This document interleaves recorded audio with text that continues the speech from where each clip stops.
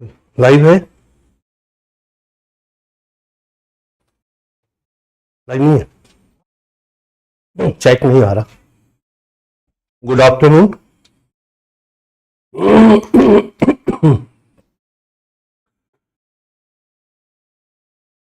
Good afternoon, good afternoon, good afternoon.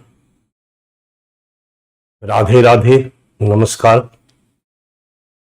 नमस्कार, सभी को नमस्कार। आवाज आ रही है? आवाज आ रही है? मैं दिखाई दे रहा हूं, सुनाई दे रहा हूं? All clear? All clear, all clear, all clear, all clear. सब कुछ क्लियर है? Radhe Radhe, Radhe Radhe, good afternoon, good afternoon, good afternoon.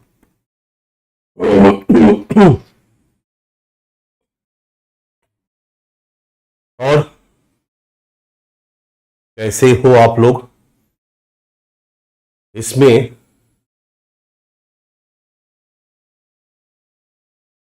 मतलब मैं नहीं समझ पा रहा हूं, लेकिन ये वो बैच है जिसमें कि मैंने इंडियन सोसाइटी नहीं पढ़ाया है। हो सकता है इसमें वो बच्चे भी हो जो पहली बार मेरा क्लास पढ़ रहे हों। मैंने लगभग तीनों बैच में जीएस में पेपर 1 में इंडियन सोसाइटी पढ़ा चुका हूं, पेपर 2 का सोशल जस्टिस पढ़ा चुका हूं और पेपर 3 में इंटरनल सिक्योरिटी पढ़ा चुका हूं। ये 3 सेगमेंट मैं आपके जीएस में मेरी जिम्मेदारी है, और मेरी जिम्मेदारी है कि इसमें आप अच्छा अंक ले आए, क्योंकि ये पेपर 1, 2 और 3 में 1000 नंबर में 250 नंबर के प्रश्न इसमें पूछे जाते हैं। तो निश्चित तौर पर 250 नंबर की जिम्मेदारी मेरी है, और इस सेगमेंट में अगर आपको कम अंक मिलता है तो कहीं ना कहीं उसके लिए भी मैं जिम्मेदार हूं। इसलिए मैं कोशिश यही करता हूं कि इस तीनों सेगमेंट में जो पूरे के पूरे एक पेपर के बराबर एरिया कवर करता है, इस एक पेपर में 250 नंबर में आपसे बेहतरीन कोई नहीं हो, आपसे अधिक अंक किसी का न आए, ये हम लोगों का प्रयास रहेगा, मेरा भी रहेगा, बट मेरे साथ साथ आपका भी प्रयास होना चाहिए। ठीक है? तो मुझे लग रहा है ये आज से फ्रेश बैच है जिसमें इंडियन सोसाइटी का सेगमेंट नहीं हुआ है। तो आज से मैं जीएस पेपर 1 का इंडियन सोसाइटी का क्लास शुरू करने जा रहा हूं। जीएस पेपर 1 मुख्य परीक्षा का सिलेबस पेपर 1 इंडियन सोसाइटी का क्लास शुरू करने जा रहा हूं। ठीक है? इसलिए इस क्लास में आप सभी नए छात्रों का वेलकम है, स्वागत है। भावी आईएएस अधिकारियों का स्वागत है, वेलकम है। आज क्लास के सेगमेंट पर हम लोग थोड़ा डिस्कशन करेंगे और इसके बाद हम लोग क्लास को आगे बढ़ाएंगे। ओके, सो फर्स्ट स्टार्ट करते हैं हम लोग अपनी क्लास को। आपके सिलेबस में सामने दिख रहा है भारतीय समाज, इंडियन सोसाइटी, ये आपका खंड है। बट थोड़ा सा बच्चा मैं पहले जाना चाहूंगा और मैं देखूंगा कि इसमें और क्या क्या हम लोगों का बचा हुआ है या क्या क्या सेगमेंट हम लोगों का है।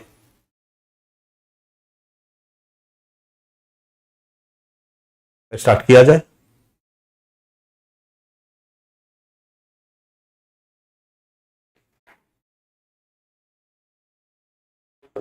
जिस एग्जाम को आप देने जा रहे हो बच्चा, यही है आपका एग्जाम, इसके बारे में बताने की जरूरत नहीं है, आप सभी जानते हो। यूपीएससी इस एग्जाम को कंडक्ट करती है सेंट्रल लेवल पर, और स्टेट पीसीएस इस एग्जाम को कंडक्ट करता है स्टेट लेवल पर। इस एग्जाम को सिविल सर्विसेज एग्जामिनेशन के नाम से जाना जाता है, सीएसई के नाम से जाना जाता है। ये भारत के सबसे प्रेस्टिजियस पोस्ट के लिए एग्जाम है। केंद्रीय स्तर पर आईएएस, आईपीएस, आईएफएस जैसी सर्विसेज में आपका सिलेक्शन होता है, और राज्य स्तर पर एसडीएम डीएसपी जैसे पदों पे आप आसीन होते हो इस एग्जाम को पास करके। ठीक है, ये बेसिक चीज जो 2 से 3 मिनट में आपका लूंगा और 2-3 मिनट में मैं लगभग क्लियर कर दूंगा। बेसिक चीज है, ये 2 रूप है इसके सिविल सेवा परीक्षा के। केंद्रीय स्तर पर सिविल सेवा परीक्षा, जिसके बारे में मैंने अभी अभी कहा कि यूपीएससी कंडक्ट करती है, union public service commission conduct करती है इस एग्जाम को। और दूसरा है राज्य स्तरीय सिविल सेवा परीक्षा, जहां राज्य लोक सेवा आयोग जितनी भी है वो वहां पर एग्जाम उसके द्वारा कंडक्ट किया जाता है। ये एग्जाम जो है बच्चा, ये 3 स्तरों पर आयोजित किया जाता है। अगर हम यूपीएससी की बात करेंगे, क्योंकि सिविल सेवा परीक्षा का पैटर्न लगभग पूरे देश में एक ही है और एक ही तरह, एक ही नेचर का ये जॉब है। ठीक है, सिलेबस कहीं पर बिल्कुल यूपीएससी और स्टेट पीसीएस का सिलेबस एक है, जैसे यूपी पीसीएस और यूपीएससी। यूपी पीसीएस ने यूपीएससी के सिलेबस को ही कंटिन्यू रखा है, जबकि कुछ स्टेट में थोड़ा बहुत डिफरेंस है इस सिलेबस से, बट पैटर्न लगभग एक ही है। ठीक है, प्रारंभिक परीक्षा के बारे में जानते हो आप। फर्स्ट स्टेज है, 3 स्टेज पे है। प्रीलिम्स आपका पहला स्टेज है, पहला चरण है। 4 लाख, 5 लाख, 6 लाख, 7 लाख, 8 लाख लोग इस एग्जाम को देते हैं। 9 लाख, 10 लाख, 11 लाख, 12 लाख लोग इस एग्जाम में फॉर्म अप्लाई करते हैं। ठीक है, 2 स्तरों पर एग्जाम होता है। पेपर 1 सामान्य अध्ययन पेपर 1 200 अंक का होता है, 2 घंटे का होता है। और सामान्य अध्ययन पेपर 2 ये भी 200 अंक का होता है, 2 घंटे का होता है। इसको सीसेट के नाम से जाना जाता है। ये केवल क्वालिफाइंग है, इसको में केवल क्वालिफाई करना जरूरी होता है। इसके अंक को मेरिट लिस्ट बनाते समय नहीं काउंट किया जाता है, यानी जीएस पेपर 1 के आधार पे ही आपका प्रीलिम्स का सिलेक्शन होता है। उसी में जो भी आप 90 अंक, 95 अंक, 100 अंक, जो जनरल कैटेगरी के बच्चे 200 नंबर में अगर आप 100 नंबर पा लेते हैं, 50% अंक आप पा लेते हैं, तो आपका प्री में सिलेक्शन हो जाता है। प्री एग्जाम में आप पास कर जाते हैं और मेंस एग्जामिनेशन देने की आपको छूट मिल जाती है, मौका मिल जाता है। और लगभग प्रतिवर्ष 15 से 16 हजार बच्चे इस परीक्षा को देते हैं। ठीक है, 15 से 16 हजार बच्चे, 15 की डैश 16 की 16 हजार बच्चे इस एग्जाम को देते हैं, मुख्य परीक्षा को देते हैं। मुख्य परीक्षा में डिटेल लिखना होता है। प्रीलिम्स ऑब्जेक्टिव टाइप होता है, मेंस डिस्क्रिप्टिव टाइप होता है, तो ये पता है आपको, फिर भी मैं बोल दे रहा हूं। ठीक है, ये परीक्षा 1750 नंबर की होती है बच्चा। मेन एग्जाम जो होता है वो 1750 नंबर का होता है। इसमें 1000 नंबर का आपका जीएस होता है, 500 नंबर का आपका ऑप्शनल सब्जेक्ट होता है और 250 अंकों का आपका निबंध होता है। 250 अंक का आपका निबंध होता है। ठीक है, 250 अंक का आपका निबंध होता है। फिर एक डी में अनिवार्य विषय होता है, इसमें हिंदी और इंग्लिश सबको पढ़ना है, और कोई एक भारतीय भाषा, तो हिंदी भाषाई क्षेत्र के बच्चे हिंदी सुनते हैं, या फिर तमिल, तेलुगु, कोई भी एक भारतीय भाषा को ले लेते हैं।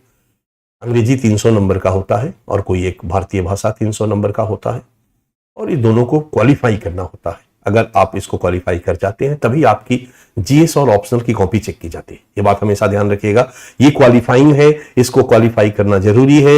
ये क्वालिफाई नहीं करेंगे तो आपके ऑप्शनल और जीएस की कॉपी ही चेक नहीं की जाएगी, या निबंध की कॉपी ही चेक नहीं की जाएगी।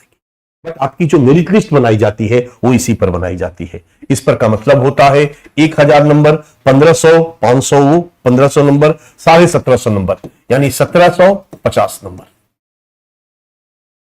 ये 1750 नंबर पे बच्चा आपकी मेरिट बनाई जाती है। और ध्यान रखिएगा 1750 नंबर में से आप लोग तो फर्स्ट डिवीजन से पास करते होंगे 60%, 70%। यहां पर फर्स्ट डिवीजन की जरूरत नहीं है। अगर आप 45% नंबर गेन कर लेते, 45% का मतलब होता है बच्चा 1750 में ऑलमोस्ट आप यदि 800 या हम कहें 785 नंबर के आसपास प्राप्त कर लेते हैं, 785 नंबर अगर पहुंच जाते हैं 1750 में से अप्रॉक्स 45% अगर आप पा लेते हैं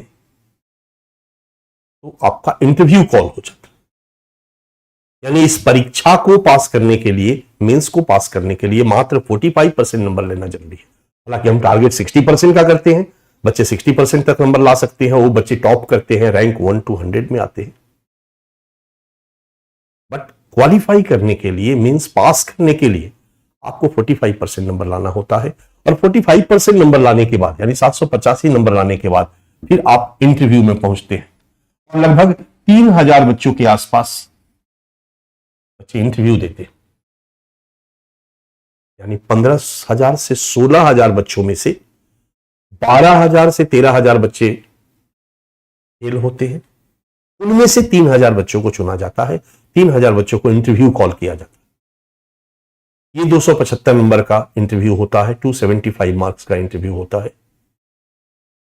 और फिर ये बच्चे इंटरव्यू देते हैं और इंटरव्यू में जो भी नंबर वो पाते हैं, मान लीजिए इन्होंने इंटरव्यू में 100 नंबर पाया या 150 नंबर पाया, तो ये मार्क्स और ये मार्क्स जोड़ दिया जाता है मुख्य परीक्षा के नंबर को, और इंटरव्यू में पाए गए नंबर को जोड़ा जाता है। और जोड़ने के बाद मेरिट लिस्ट बनाई जाती है, और मेरिट लिस्ट बनाने के बाद फाइनल सिलेक्शन होता है। 3,000 में से लगभग 2,000 बच्चे चल जाते हैं और अप्रॉक्स 1,000 बच्चे फाइनली सेलेक्ट होते हैं। यही है बच्चा ये एग्जाम, यही है बच्चा इस एग्जाम का पैटर्न। तो मोटे तौर पर प्री, मेंस और इंटरव्यू के बारे में मैंने आपको बता दिया। ध्यान रखिएगा, यहां एक चीज समझ में आ रहा है कि आपके फाइनल सिलेक्शन में मुख्य परीक्षा के अंक जोड़े जा रहे हैं। इसका मतलब है कि मुख्य परीक्षा में आप जितना अधिक से अधिक अंक लाएंगे, इंटरव्यू में कम नंबर आने पर भी फाइनल सिलेक्शन की संभावनाएं आपकी बढ़ती चली जाएगी। आई रिपीट, मुख्य परीक्षा में आपके जो भी अंक आएंगे, जितना अधिक से अधिक अंक आएंगे, फाइनल सिलेक्शन की संभावनाएं बढ़ती जाएगी। अगर मुख्य परीक्षा में भी आपने बहुत सारा अंक ले लिया, 50%, 55%, और इंटरव्यू में भी आपका ठीक ठाक हो गया, तो आप रैंक 1, 2, 3, 4, 5, 6, 1 to 100 में आ सकते हैं, आप अच्छा रैंक पा सकते हैं। लेकिन अगर कम आया तो भी भागते भागते 700, 800 रैंक में रहेंगे, सिलेक्शन होगा।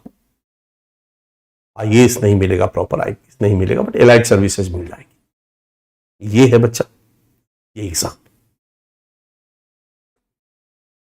आज से जिस टॉपिक पे हम लोग क्लास शुरू करने जा रहे हैं वो मुख्य परीक्षा का है, मेनली मेंस एग्जाम का है। इसलिए हम लोगों को जीएस मेंस के सिलेबस पे चर्चा करना जरूरी हो जाता है, और ये है आपके जीएस मेंस। मैंने पहले ही बताया कि जीएस मेंस 1000 नंबर का, ऑप्शनल 500 नंबर का 2 पेपर, और निबंध 250 नंबर का। मुख्य परीक्षा में यही 3 पार्ट होता है जिस पर मेरिट लिस्ट आपकी बनाई जाती है। इसमें जीएस आपका जो है वो 1000 अंकों का होता है, आपका 1000 मार्क्स का होता है। जीएस में 4 पेपर आपके, पेपर 1 250 नंबर का, पेपर 2 250 नंबर का, पेपर 3 250 नंबर का, पेपर 4 250 नंबर का। पेपर 1 3 घंटे का पेपर होता है अलग से, पेपर 2 अलग से 3 घंटे का पेपर होता है, पेपर 3 अलग से 3 घंटे का पेपर होता है 250 मार्क्स का, 250 मार्क्स का। पेपर 4 3 घंटे का अलग से पेपर होता है 250 मार्क्स का। और इसमें पेपर 1 में, जीएस पेपर 1 में 3 खंड होते हैं बच्चा। एक खंड हिस्ट्री है, एक खंड सोशियोलॉजी है, और एक खंड ज्योग्राफी है, भूगोल। ये 3 खंड है। उसी तरीके से जीएस पेपर 2 में भी आपके 3 खंड है। एक है पॉलिटी और पब्लिक एडमिनिस्ट्रेशन, या तो पॉलिटी के पार्ट के रूप में कहो या पब्लिक को अलग कहो। एक है सोशियोलॉजी फील्ड, सोशल जस्टिस नाम से है, और एक है इंटरनेशनल रिलेशन, IR। ठीक है, टेक्निकली ये तीनों पॉलिटी में पढ़ाया जाता है, तीनों पॉलिटी से ही संबंधित है, चाहे वो IR हो चाहे गवर्नेंस हो। ठीक है, पेपर 3 में आपके एक सेगमेंट है इकोनॉमी, इंडियन इकोनॉमी, आर्थिक विकास से संबंधित मुद्दे। दूसरा है साइंस एंड टेक्नोलॉजी। तीसरा है biodiversity, environment and disaster management से संबंधित मुद्दे। और चौथा है इंटरनल सिक्योरिटी, आंतरिक सुरक्षा। क्लियर है बच्चा? और आपका फोर्थ पेपर है जिसको हम एथिक्स कहते हैं। Ethics, integrity and aptitude. Ethics, integrity and aptitude, नीति शास्त्र, सत्यनिष्ठा और अभिरुचि। ये आपका 4 पेपर है, और 4 पेपर में क्या पढ़ना है ये आपके सामने है, ये तस्वीर आपके सामने। अभी आपको पढ़ाने में जो मेरी भूमिका है बच्चा, वो पेपर 1 में इंडियन सोसाइटी में मेरी भूमिका है, ये सेगमेंट आपको मैं पढ़ाऊंगा। सोशल जस्टिस वाला सेगमेंट आपको मैं पढ़ाऊंगा, सामाजिक न्याय वाला सेगमेंट आपको मैं पढ़ाऊंगा, और आंतरिक सुरक्षा वाला सेगमेंट आपको मैं पढ़ाऊंगा। आपको मैं पढ़ाऊंगा, या जिन बच्चों को पढ़ा चुका हूं उनको पढ़ा चुका हूं, जिनको नहीं पढ़ाया हूं उनको मैं पढ़ाऊंगा। ये जिम्मेदारी मेरी, और चूंकि मैं तीनों पेपर में, इससे तीनों पेपर में जो जितने नंबर के प्रश्न पूछे जाते, अभी अभी हम लोग इंटरनल सिक्योरिटी, कल क्लास हमारा खत्म हुआ, बीच में कुछ बचा हुआ था, कल हम लोगों ने फिनिश किया, तो एक आइडिया मिल चुका होगा जो भी बच्चे आपने में से पढ़ा है क्लास, लगभग 50 से 60 नंबर का इंटरनल सिक्योरिटी के क्वेश्चन होते हैं, 70 से 80 नंबर के सोशल जस्टिस के क्वेश्चन होते हैं, और 80 से 90 नंबर के क्वेश्चन ऑलमोस्ट पेपर 1 में इंडियन सोसाइटी से होते हैं। कुल मिलाकर के 250 नंबर, 225 से 250 नंबर के प्रश्न इस तीनों सेक्शन में पूछे जाते हैं, जिसको पढ़ाने की जिम्मेदारी मेरी। डन। ये है आपका बच्चा, आपके जीएस का सिलेबस। और इसी जीएस के सिलेबस में मैंने बार बार कहा है बच्चा कि अक्सर इस सिलेबस में जो हम लोग गलती करते हैं, वो गलती करते हैं किसी सेगमेंट को इग्नोर कर देते, क्योंकि इसमें कुछ खंड ऐसे हैं जिसको हम बचपन से पढ़ते आए। इतिहास बचपन से पढ़ते आए, क्लास 6, 7 से 8 से 9, 10th। भूगोल बचपन से पढ़ते आए, राजनीति विज्ञान बचपन से पढ़ते आए, साइंस बचपन से पढ़ते आए, इकोनॉमी बचपन से पढ़ते आए। तो ये विषय थोड़ा जाना पहचाना सा लगता है कि ये थोड़ा पारिवारिक टाइप का फैमिलियर सब्जेक्ट है, इसके बारे में तो हम सब कुछ जानते हैं, पढ़े हुए हैं, इसलिए जब आप इसको पढ़ते हैं तो पढ़ने में आपका मन लगता है। बट गच्चा आप यहीं खा जाते हैं कि बाकी सेगमेंट को आप इग्नोर कर देते हैं, ये आपका ड्रॉबैक है बच्चा। बाकी सेगमेंट को आप इग्नोर करते हैं, पेपर 1 में आप इंडियन सोसाइटी को इग्नोर करते हैं, लगता है कि ये तो ऐसे ही हो जाएगा। पेपर 2 में सोशल जस्टिस को आप इग्नोर करते हैं, IR को भी आप इग्नोर करते हैं क्योंकि करंट अफेयर्स है, इसको भी आप इग्नोर करते हैं, लगता है कि ऐसे ही हो जाएगा। 3 सेगमेंट है जिसको आप इग्नोर करते हैं। पेपर 3 में आप आपदा प्रबंधन के मुद्दे को, डिजास्टर मैनेजमेंट को इग्नोर करते हैं, इंटरनल सिक्योरिटी को इग्नोर करते हैं, साइंस टेक को देखते हैं। इन्वायरमेंट में थोड़ा इंटरेस्ट आपका बन जाता है क्योंकि ज्योग्राफी से जुड़ा हुआ है, बट प्रबंधन, आपदा प्रबंधन एक अलग टाइप का टॉपिक है, अलग टाइप के इसमें बातें पढ़ना पड़ता है, इसलिए थोड़ा सा आपके लिए वो बहुत रुचिकर विषय नहीं होता। उसी तरीके से आप एथिक्स को भी इग्नोर करते हैं क्योंकि एक बिल्कुल नया विषय है, स्कूलिंग में आपको ये नहीं पढ़ाया गया, फैमिलियर सब्जेक्ट नहीं आपके लिए। ये आम छात्रों की कमजोरी है, और यहीं पर आकर के वो 50 नंबर लूज कर जाते हैं। और बच्चा, इस एग्जाम में 50 नंबर घट जाना मतलब बहुत बड़ा नुकसान, क्योंकि अगर 16,000 बच्चे मेंस लिख रहे हैं और 800 नंबर पाकर के उसमें से 3000 बच्चे इंटरव्यू कॉल में जा रहे हैं, पास कर रहे हैं मीन्स 800 नंबर पाकर, तो मान के चलिए कि बाकी बच्चे 0 नंबर नहीं लाए, 300 ने 800 प्लस नंबर लेकर के आए, बट बाकी के 5000 बच्चे जो हैं मान के चलिए कि वो 750 से 800 के बीच में, 700 से 800 के बीच में, यानी वो 50 से 100 नंबर के डिफरेंस पर कम होने के कारण पीछे। तो 16,000 बच्चों में से 8,000 बच्चे जो होते हैं ना बच्चा, उन्हीं में कंपटीशन होता। बाकी 8,000 बच्चे जो इससे कम लाए हैं वो कंपटीशन में नहीं हो, तो दूर दूर तक प्रतिस्पर्धा में नहीं है, कंपटीशन में नहीं। लेकिन वो 8,000 बच्चे जिनमें कठोर प्रतिस्पर्धा है, इनमें सबसे अधिक कंपटीशन है, उस कंपटीशन में जो कट ऑफ से ऊपर चला गया बच्चा, अगर कट ऑफ 750 का है तो 750 से ऊपर चला गया, 800 का है तो 800 से ऊपर चला गया, वो लगभग 3,000 बच्चे। बट बाकी के 5,000 8,000 में से बाकी के 5,000 बच्चे जो हैं वो 10-20 नंबर, किसी का 1 नंबर से छूट गया, किसी का 2 नंबर से छूट गया, किसी का 5 नंबर से छूट गया। तो मान के चलो कि यूपीएससी मुख्य परीक्षा जो है, पूरा का पूरा गेम जो है वो 100 से 50 नंबर का है या 50 से 100 नंबर का है। 50 से 100 नंबर अधिक पाकर सिलेक्शन उस पार, कम पाकर इस पार। इसलिए जब भी हम यूपीएससी की रणनीति की बात करते हैं, मेंस एग्जाम की रणनीति की बात करते हैं, तो हमेशा ध्यान में रखना चाहिए कि हमें बस भीड़ से 100 नंबर अधिक लेकर आना, भीड़ से 100 नंबर अधिक लेकर आना, भीड़ से 100 नंबर अधिक लेकर आना है। और भीड़ से 100 नंबर अधिक कैसे आएगा? भीड़ से 100 नंबर लाने के लिए अगर पेपर 1 में आपने 15 नंबर बढ़ा दिया, पेपर 2 में आपने 15 नंबर बढ़ा दिया, भीड़ से आपने डिफरेंस क्रिएट किया 15 नंबर का, पेपर 3 में आपने 15 नंबर बढ़ा दिया, पेपर 4 में आपने 15 नंबर बढ़ा दिया, तो टोटल आपका 60 नंबर हो गया बच्चा। 15 नंबर ऑप्शनल के 2 पेपर में आपने बढ़ा दिया, तो 60 और 30 90 नंबर हो गया। 15 नंबर भीड़ से निबंध में आपने अधिक बढ़ा दिया, तो आप 105 नंबर का लीड लेने में सफल हुए। आप भीड़ से 105 नंबर अधिक ले लिए, भीड़ कहीं 700 750 में अटकी पड़ी है, तो आप 800 नंबर लेकर के आप इंजॉय कर रहे हैं। आपको कॉल आएगा, आपका सिलेक्शन होगा। तो पूरा का पूरा खेल 50 से 100 नंबर का।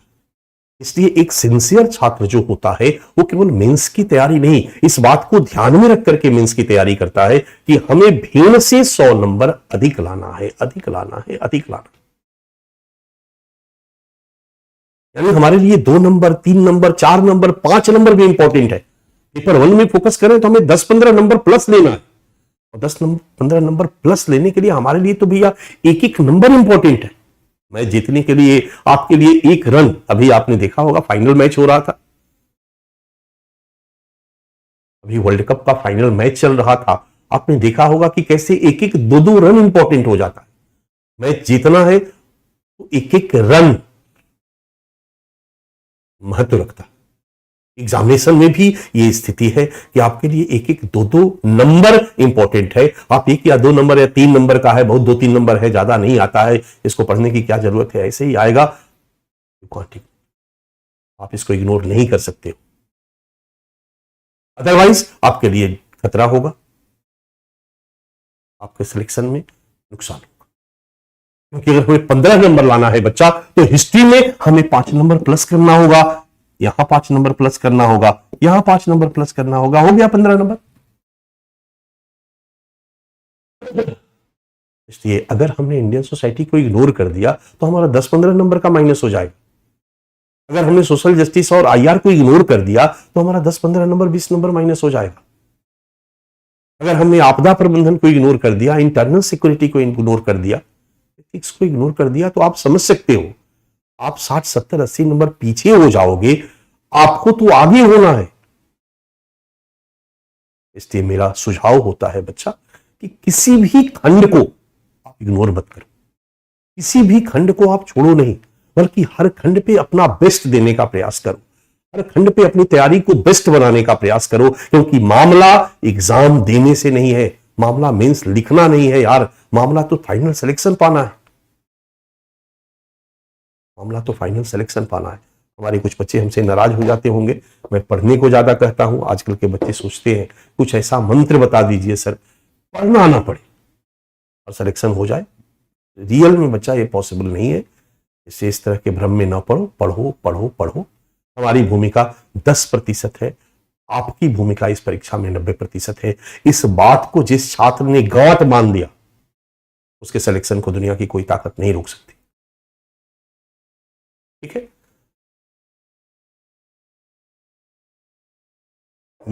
ये एग्जाम, इस एग्जाम में हर खंड का महत्व, 250 नंबर मेरी जिम्मेदारी है, तो मैं कोशिश करूंगा कि इसमें 60% नंबर आप गेन करें। और 60% नंबर गेन करने की पहली शर्त है कि किसी भी इस खंड के अंदर के टॉपिक, अगर हम इंडियन सोसाइटी को एक खंड मानते हैं तो इसके अंदर भी कई टॉपिक होंगे, किसी भी टॉपिक को इग्नोर मत करो, सिलेबस को विस्तारित करके पढ़ो और समझ के साथ पढ़ो, ताकि किसी भी तरह के प्रश्नों का उत्तर दे सको। यूपीएससी के जो प्रश्नों का स्टैंडर्ड है, उस स्टैंडर्ड के प्रश्नों का उत्तर दे सको। और हम लोग यही कोशिश अभी तक तो करते आए हैं, जो बच्चे हमारे क्लास कर चुके हैं या जो कर रहे हैं। हमारी रणनीति बच्चा यही होता है, तो थोड़ा मेरी क्लास में आपको टाइम देना होता है, पढ़ना होता है, और यदि आप पढ़ने को तैयार होते हो तो फिर मैं पीछे हटने वालों में से नहीं हूं। मैं कोशिश करता हूं, हमारे ऊपर भी प्रेशर है, हमारे ऊपर भी प्रबंधन का दबाव रहेगा ही रहेगा कि कम समय में सिलेबस को खत्म करना है, क्योंकि आपका दबाव मैनेजमेंट पे आ जाता है कि जल्दी सिलेबस खत्म कीजिए, अभी तक सिलेबस खत्म नहीं हुआ, सिलेबस कब खत्म होगा, test test test test test. आज के 15 साल पहले मैं आपके सामने बैठा हूं, बैठा नहीं हूं, खड़ा हूं। मैं 1993 से सोशियोलॉजी पढ़ रहा हूं, 83 से 93 से पढ़ा रहा हूं बच्चा। तो 2003 10 साल, 2004 13 20 साल, 23 30 साल, 40 साल लगभग हमको पढ़ते हुए हो गया, 40-41 साल, और लगभग 30-31 साल हमको सोशियोलॉजी पढ़ाते हुए।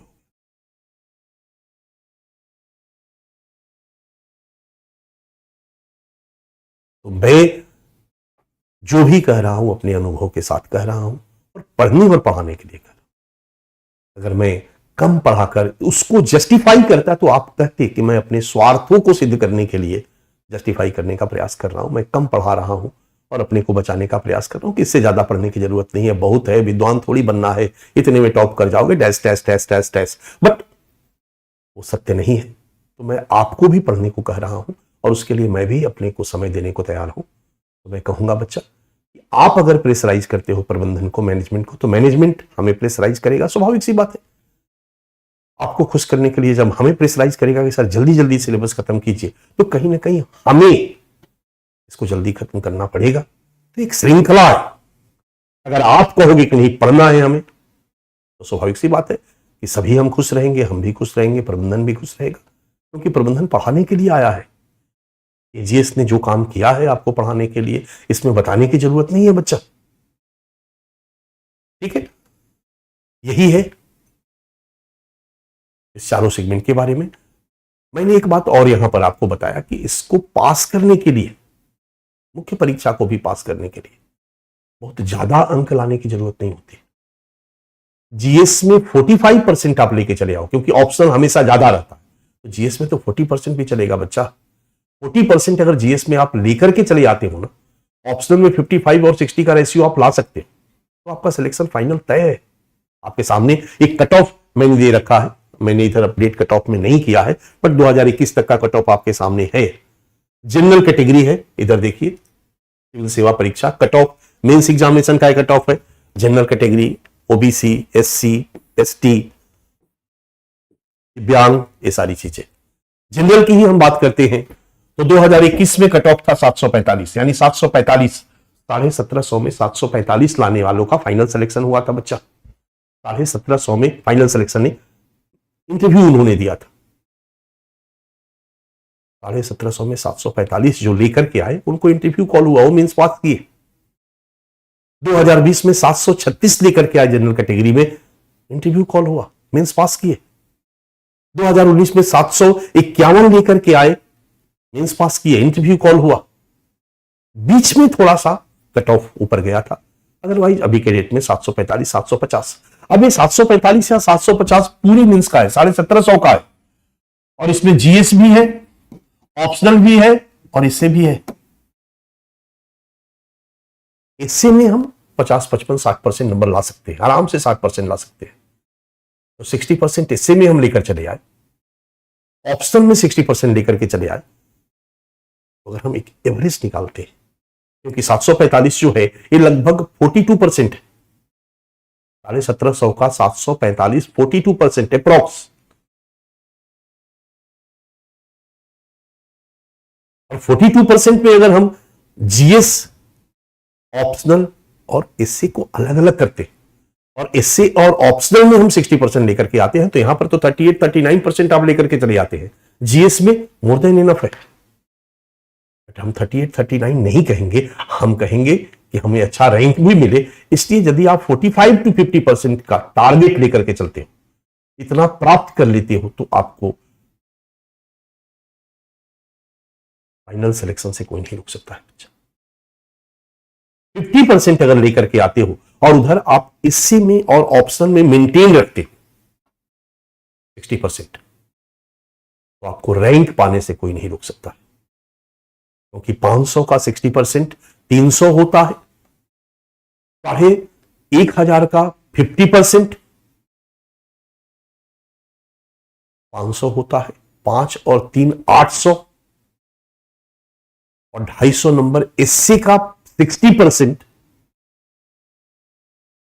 आपका लगभग 140-45 नंबर होता है। 950 पौने 1000 में तो आपको रैंक मिलेगा बच्चा। समझ में आ रहा मेरी बात? तो इसी अप्रोच के साथ, इन्हीं सब चीजों को ध्यान में रखते हुए आप लोगों को भी पढ़ना है और हम लोगों को भी पढ़ना। डन। चलिए हम लोग पढ़ाई शुरू करते हैं बच्चा। पढ़ाई शुरू करने के पहले अभी हम लोग अपने सिलेबस पे चर्चा करेंगे, थोड़ा सा इंडियन सोसाइटी पे चर्चा करेंगे थोड़ा सा। पेपर 1 है, उसमें हमारा हिस्ट्री का एक सेगमेंट है जिसको पढ़ना है। हिस्ट्री में हम लोगों को, आपने देखा होगा, इसमें साफ साफ लिखा भी है, भारतीय विरासत और संस्कृति, विश्व का इतिहास, ये सिलेबस है। बट टेक्निकली इसको कई खंडों में बांट के हम लोग पूरा पढ़ते हैं। आजकल तो एंशिएंट और मेडाइवल भी पढ़ा जाता है, ancient, medieval, art and culture, modern history. Modern history कहीं सिलेबस में नहीं लिखा हुआ, बट है मॉडर्न हिस्ट्री, वर्ल्ड हिस्ट्री, ये सारे के सारे आपके पढ़ने हैं, मतलब हिस्ट्री पढ़ना। इसके बाद इंडियन सोसाइटी इस पेपर में, और भारत का भूगोल और विश्व का भूगोल, ज्योग्राफी, 3 खंड है इस पेपर में जो आप लोग को पढ़ना है। बाकी गवर्नेंस सिस्टम, कॉन्स्टिट्यूशन, शासन प्रणाली, ये सारा का सारा, polity, IR, social justice second paper में है, उधर वाला आप देख चुके हैं। इसी संदर्भ में हम लोग इंडियन सोसाइटी आज पढ़ना शुरू करेंगे, भारतीय समाज के बारे में। सोशियोलॉजी में हम भारतीय समाज के बारे में ही पढ़ते हैं। सोशियोलॉजी सब्जेक्ट जो मैं पढ़ाता हूं ऑप्शनल में भी, इस समाज का अध्ययन करने वाला विषय है। ऑप्शनल पेपर 1 में हम जनरल समाज और उसके मैकेनिज्म को समझने का प्रयास करते हैं, और पेपर 2 जो है ऑप्शनल का, उसी का नाम है भारतीय समाज, इंडियन सोसाइटी। और उसमें इंडियन सोसाइटी और जुड़े हुए सोशल जस्टिस, बहुत सारे मुद्दे हम उसमें डिस्कस करते हैं इंडिया के कंटेक्स्ट में। हमारा पहला चैप्टर है, पहला टॉपिक है इसका, भारतीय समाज, और इसमें 8 सेगमेंट को हम लोगों को पढ़ना है बेटा। अगर हम यूपीएससी के सिलेबस को देखें, ये सिलेबस यूपीएससी का है,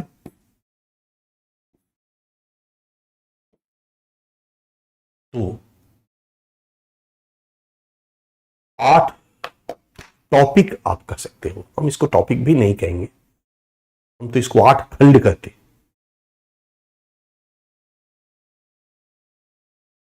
पहला है भारतीय समाज की प्रमुख विशेषताएं, salient features of Indian society, ये पहला पार्ट है। दूसरा पार्ट है डाइवर्सिटी ऑफ इंडिया, भारत में विविधता, आपके स्क्रीन पर भी दिख रहा है, भारत में विविधता। तीसरा पार्ट है महिला एवं महिला संगठन की भूमिका, women, role of women and women's organisation. चौथा खंड है पॉपुलेशन एंड एसोसिएटेड इश्यूज, जनसंख्या और संबंधित मुद्दे, जनसंख्या के बारे में और उनसे संबंधित मुद्दों के बारे में। इसके बाद पांचवा है गरीबी और विकास संबंधी मुद्दे, पॉवर्टी एंड डेवलपमेंटल इश्यूज। छठा है शहरीकरण, उनकी समस्या एवं उनके उपाय, urbanisation, their problems and their remedies. सातवां है, 7th नंबर है वैश्वीकरण का भारतीय समाज पर प्रभाव, effects of globalisation on Indian society. और 8वां है सामाजिक सशक्तिकरण, सोशल इंपावरमेंट, सांप्रदायिकता, हितवाद और धर्मनिरपेक्षता, social empowerment, communalism, regionalism and secularism. ये है बच्चा हम लोगों का टॉपिक, हम लोगों का चैप्टर, जो भी कहो, लेकिन यहां एक चैप्टर जो हम लोग डॉट में दे रहे हैं उसमें कई चीजें हैं, कॉमा दे दे करके कई टॉपिक बनाए गए हैं। सारे के टॉपिक को हम लोगों को पढ़ना है। ये पूरे 8 खंड में बटा हुआ है बच्चा, 8 खंडों में बटा हुआ है। फिर से हम एक नजर डालते हैं भारतीय समाज की प्रमुख विशेषताएं। अब ये जो चैप्टर है ये बहुत बड़ा चैप्टर है, क्योंकि जाति पर सवाल पूछा गया, विवाह पर सवाल पूछा गया, परिवार पर सवाल पूछा गया, लेकिन अभी तक हम लोगों ने जो टॉपिक पढ़ा उसमें तो कहीं नहीं आया। हम लोगों ने जो टॉपिक पढ़ा उस टॉपिक में भारतीय समाज की प्रमुख विशेषता, भारत की विविधता, महिला और महिला संगठन की भूमिका, जनसंख्या संबंधी मुद्दे, गरीबी और विकास संबंधी मुद्दे, शहरीकरण, उनकी समस्याएं और उनका समाधान, वैश्वीकरण का भारतीय समाज पर प्रभाव, सामाजिक सशक्तिकरण, धर्म सांप्रदायिकता, क्षेत्रवाद और धर्मनिरपेक्षता। इसमें कहीं विवाह तो नहीं है, कहीं परिवार तो नहीं है, कहीं जाति तो नहीं है, बट प्रश्न पूछा गया। बच्चा तैयारी करते समय सबसे ज्यादा रिसर्च हमें सिलेबस पे करना चाहिए, हमें सिलेबस को समझना चाहिए कि सिलेबस क्या है। ये सिलेबस तो रटा हुआ हो, यूपीएससी का पूरा सिलेबस आपको रटा हुआ होना चाहिए। फिर सिलेबस की समझो, इस सिलेबस की क्या डायमेंशन है, क्या एरिया है, क्या स्कोप है। अगर हमारे सिलेबस में भारतीय समाज की प्रमुख विशेषताएं दी गई है, इसमें हम क्या क्या पढ़ेंगे। हम तो चाहें तो एक क्लास में खत्म कर सकते हैं। भारतीय समाज की निम्नलिखित विशेषताओं की चर्चा समाज वैज्ञानिकों ने की है। 1 number, 2 number, 3 number, 4 number, 5 number, 6 number. संयुक्त परिवार व्यवस्था भारतीय समाज की प्रमुख विशेषता है, विवाह के बारे में लिखती है, जाति व्यवस्था के बारे में लिखती है। 1 घंटे क्लास में खत्म हो जाएगा पहला, 2 घंटे। लेकिन अगर जाति व्यवस्था पर फोकस्ड होते हैं तो जाति व्यवस्था से कई डायमेंशन खींच जाते हैं। जाति व्यवस्था का अर्थ, जाति व्यवस्था का लक्षण, जाति व्यवस्था के गुण, जाति व्यवस्था के दोष, जाति व्यवस्था में आधुनिक परिवर्तन, जाति व्यवस्था में आधुनिक परिवर्तन के कारण, जाति गतिशीलता, जाति गतिशीलता के साधन। अब कई डायमेंशन खींच दिया हमने केवल जाति व्यवस्था पे। अगर हम भारतीय समाज की विशेषता को एक टॉपिक बनाते हैं तो उसमें जाति व्यवस्था की थोड़ी चर्चा 2 लाइन में काफी है, 4 लाइन में, 5 लाइन में, लेकिन हमने तो जाति व्यवस्था को एक अलग से टॉपिक बना दिया, तो फिर उसके सारे डायमेंशन हमें दिखाने होंगे। तो निश्चित तौर पर एक दिन की जगह पहले वाले में 2-3 दिन लग जाएगा, क्योंकि इसी तरह से हमने विवाह परिवार पर किया, विवाह पर किया, परिवार पर किया, सब पर किया। वो हमारे आपके ऊपर डिपेंड करता है कि हम लोग कितना समय देना चाहते, कितना पढ़ना चाहते। अब सपोज कीजिए कि जाति व्यवस्था क्या है, अर्थ, लक्षण, गुण, दोष, आधुनिक परिवर्तन, परिवर्तन के कारण, गतिशीलता, ये सारे पढ़ लिए। लेकिन इस कास्ट सिस्टम से जुड़े हुए कई इश्यूज हैं जो आज कंटेम्पोररी इंडियन सोसाइटी में चर्चा का विषय है। वहां से सवाल पूछेगा तो क्या लिखेंगे? बोलिए, पूछ सकता है। जातिवाद पे प्रश्न पूछ सकता है, ये तो कहीं नहीं आया।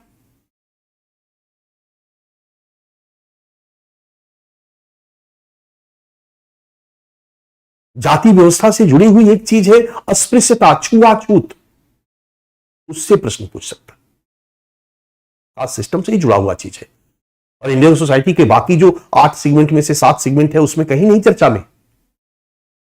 जाति आधारित जनगणना, कास्ट सेंसस, बिहार में जाति आधारित जो जनगणना हुई उसकी जो रिपोर्ट प्रकाशित हुई, हंगामा मचा। जाति आधारित जनगणना आज के डेट में समसामयिक मुद्दों में सबसे प्रमुख है, इंडियन सोसाइटी से जुड़ा हुआ। इस पर सवाल पूछेगा, क्या इसका एक अलग टॉपिक नहीं होना चाहिए? तो प्रश्न है कि जितना ज्यादा तोड़ोगे टॉपिक को ना, जितना ज्यादा अपने टॉपिक को करंट से जोड़ोगे ना, टॉपिक की संख्या बढ़ती जाएगी। अगर हम विवाह पढ़ रहे हैं तो विवाह क्या है, भारत में विवाह का क्या स्वरूप है, भारत में विवाह में क्या आधुनिक परिवर्तन आया है, परिवर्तन की क्या कारण है, कंटेम्पोररी इंडियन सोसाइटी में विवाह का रूप कैसा है। बट इतना ही नहीं है बच्चा, विवाह से जुड़े हुए समकालीन मुद्दे, अंतरजातीय विवाह एक बहुत बड़ा मुद्दा है, ये अपने एक टॉपिक बन जाएगा। तो ऐसे विवाह तो एक क्लास में, 1 घंटे क्लास में खत्म हो जाएगा। लेकिन अगर हम इस मुद्दे को टॉपिक बना करके पढ़ाना शुरू करें तो अंतरजातीय विवाह एक अलग मुद्दा बन जाएगा, विवाह विच्छेद या तलाक अलग मुद्दा बन जाएगा, ट्रिपल तलाक अलग मुद्दा बन जाएगा। हाल में सरकार विवाह की आयु में, लड़कियों की विवाह की आयु बढ़ाने पर बल दे रही है। अभी चर्चा में आपने सुना होगा, इस पर काफी कुछ हो रहा, ये अपने आप में करंट का टॉपिक बन गया। स्वाभाविक सी बात है कि विवाह पे 2 क्लास हो गया, 3 क्लास हो गया, अलग अलग टॉपिक बना के पढ़ाने लगे तो। लेकिन अगर हम दिमाग घुमाते हैं कि अगर समलैंगिक विवाह पर प्रश्न पूछते, समलैंगिकता और समलैंगिक विवाह पर प्रश्न पूछते, लिविंग रिलेशनशिप पे प्रश्न पूछते, ये सब विवाह से संबंधित समकालीन मुद्दे हैं बच्चे, और क्यों नहीं पूछा जा सकता? अगर पूछा जाएगा तो हम कैसे लिखेंगे? इसके लिए तो पढ़ना होगा, हमें पढ़ाना होगा। तो जैसे ही ये सब पढ़ाते तो हमारा 2 क्लास और बढ़ जाता है। बच्चा उसी तरीके से हमारे जितने भी सिलेबस में टॉपिक है, देखने में 8 है ये, लेकिन अगर हम 8 को रियल में यूपीएससी के एग्जाम को पास करने के हिसाब से जितना ज्यादा इसके डायमेंशन को हम बढ़ाते जाएंगे, इसकी एरिया को हम बढ़ाते जाएंगे, जो जरूरी भी है, तो नहीं समय लगता।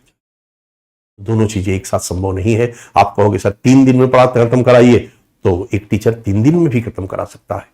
कहोगे 1 दिन में खत्म कराइए, तो क्रैश कोर्स टाइप 1 दिन में भी टीचर खत्म करा सकता है। 20 दिन में पढ़ाइए, 20 दिन ही पढ़ा सकता है। और कहोगे सर ऐसा पढ़ाइए कि कोई भी प्रश्न छूटने नहीं पाए,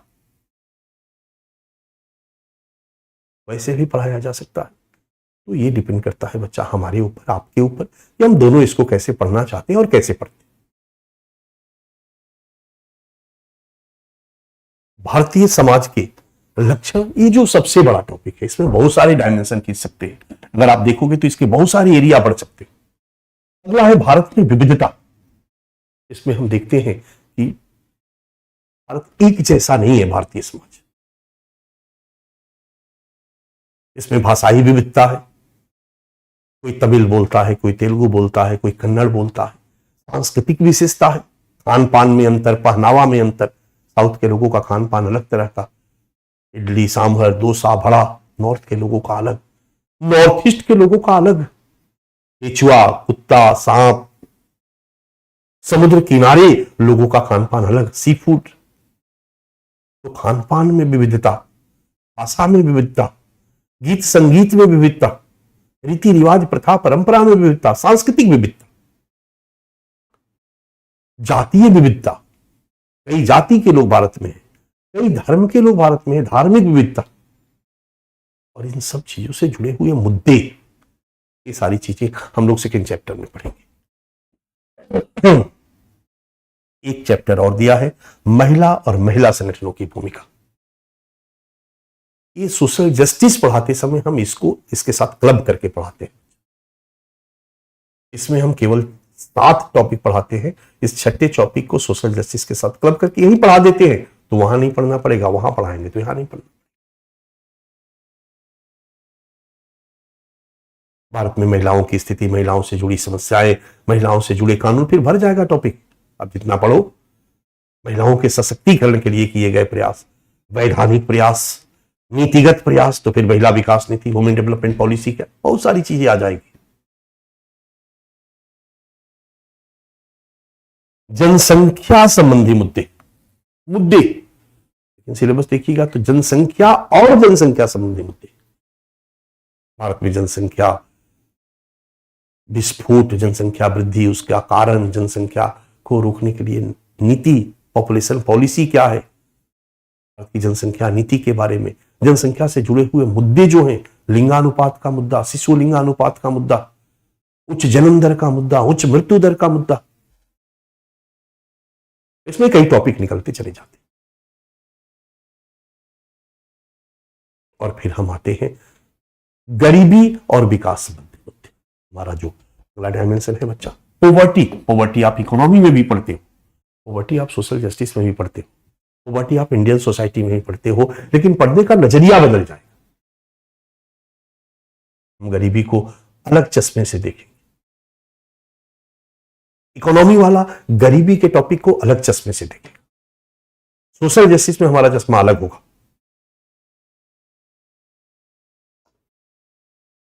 यहां हम पढ़ेंगे गरीबी और विकास संबंधी मुद्दे। सिलेबस बता दिया गया है, मैं चाहूं तो इसको एक क्लास में खत्म कर दूं।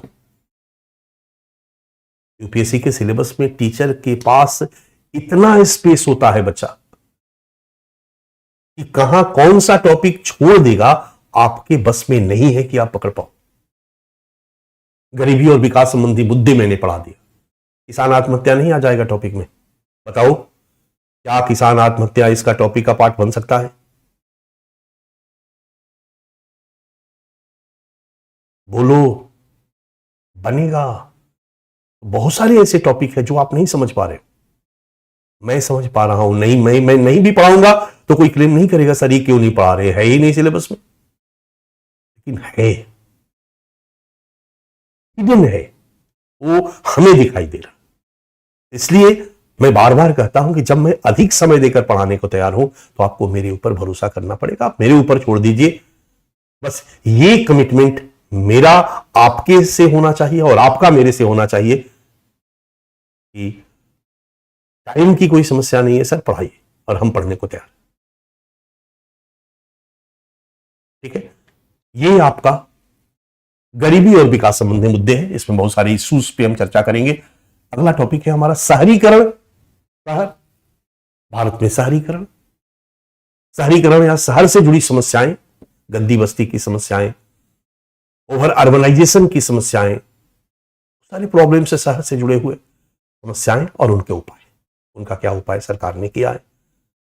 Smart city mission, Jawaharlal Nehru Awas Yojana, शहर के गरीबों के आवास की समस्या को दूर करने के लिए आवास योजना लाई गई। शहर को स्मार्ट बनाने के लिए स्मार्ट सिटी मिशन को लॉन्च किया गया। समझ में आ रहा मेरी बात? राजीव गांधी आवास योजना या सबके लिए आवास योजना भी कहीं ना कहीं स्लम्स की समस्या को दूर करने के लिए किया गया है।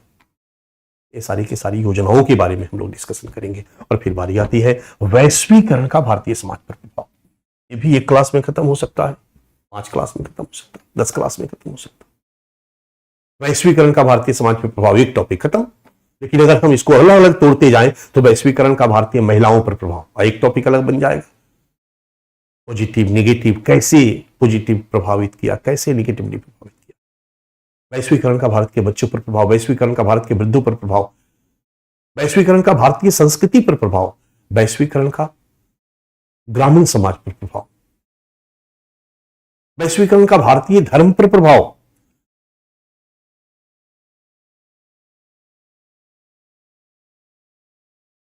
वैश्वीकरण का भारतीय एजुकेशन सिस्टम पर प्रभाव, इंडियन एजुकेशन सिस्टम पर ग्लोबलाइजेशन का प्रभाव पड़ा है कि नहीं।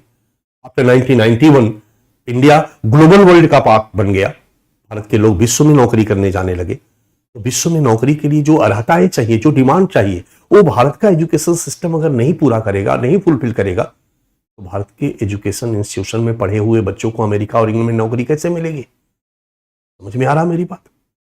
Education system global education system से ऑटोमेटिक जुड़ गया आफ्टर ग्लोबलाइजेशन। तो आप जितना इसके डायमेंशन खींचोगे, वैश्वीकरण का भारतीय समाज के अलग अलग पक्षों पे प्रभाव पे अलग अलग टॉपिक हम बनाते हैं, तो इसका एरिया बढ़ता चला जाए। और लास्ट टॉपिक है सामाजिक सशक्तिकरण, सांप्रदायिकता, क्षेत्रवाद और आज की ये 2-3 प्रमुख समस्याएं हैं। सांप्रदायिकता की समस्या है, क्षेत्रवाद की समस्या है, और धर्म से जुड़ा हुआ एक धर्मनिरपेक्षता का मुद्दा है।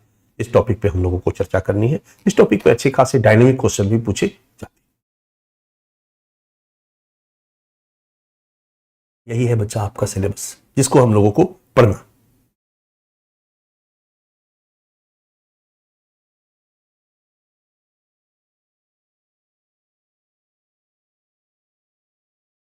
टीम, बच्चों से जरा बात कराइए, बच्चों से चैट बॉक्स पे थोड़ा बात कराइए।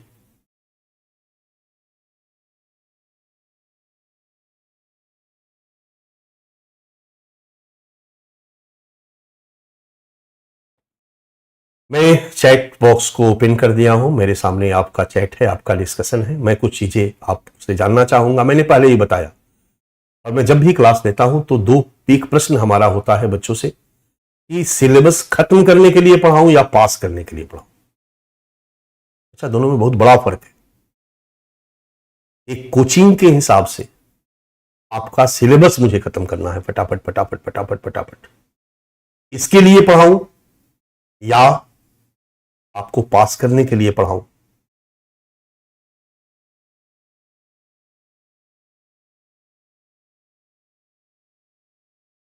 आपका मुझे रिस्पॉन्स चाहिए।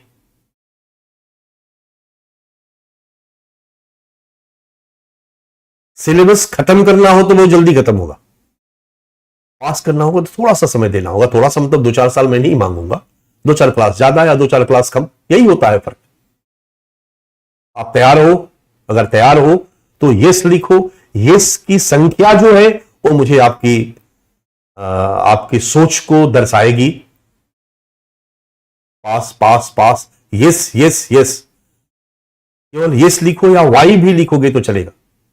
मैं देखना चाहता हूं कि चैट बॉक्स पे कितना वाई है, ताकि थोड़ा सा मुझे लगे बच्चा मैं टीचर हूं, मुझे पढ़ाना आता है। बस मैं आप जो विषय है उसको मैं पढ़ा सकता हूं, मुझे यही आता है। बट मैं जानना चाह रहा हूं कि आपका टेम्परामेंट क्या है, आपकी सोच क्या है, आप क्या चाहते हैं।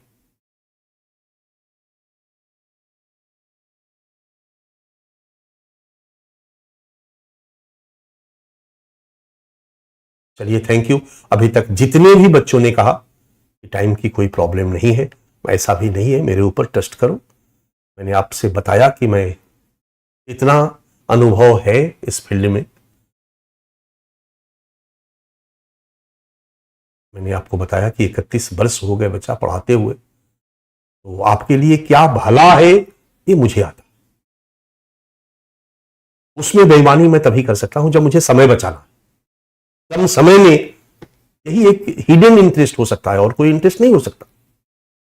लेकिन अगर मैं समय देने को आपको तैयार हूं,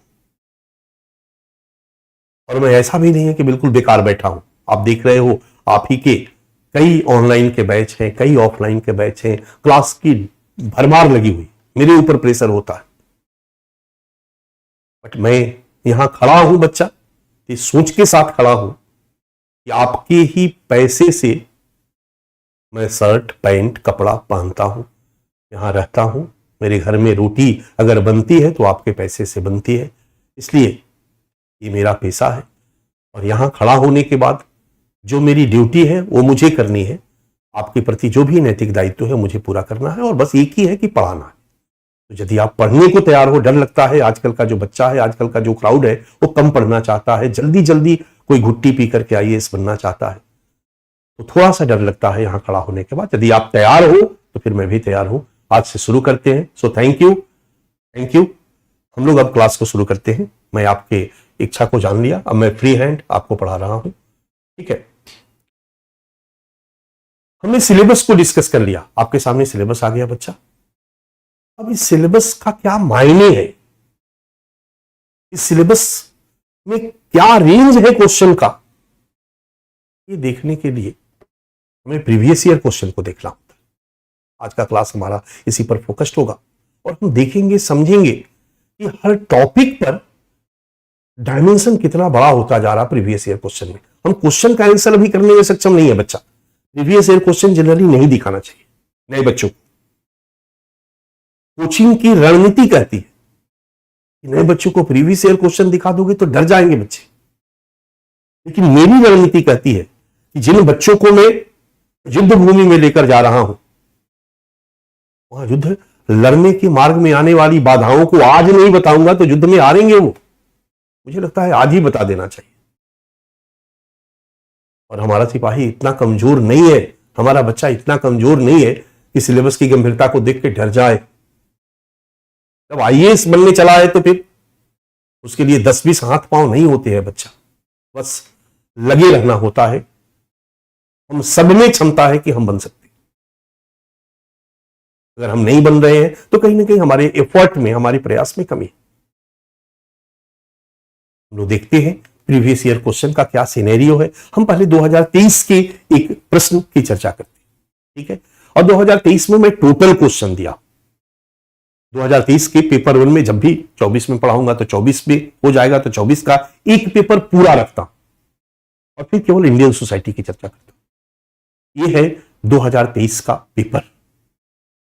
2023 का पेपर ऑब्वियसली जीएस पेपर 1 है, और जीएस पेपर 1 में बच्चा 2023 में जीएस पेपर 1 है, और जीएस पेपर 1 में 3 खंड है: इतिहास, इंडियन सोसाइटी, ज्योग्राफी।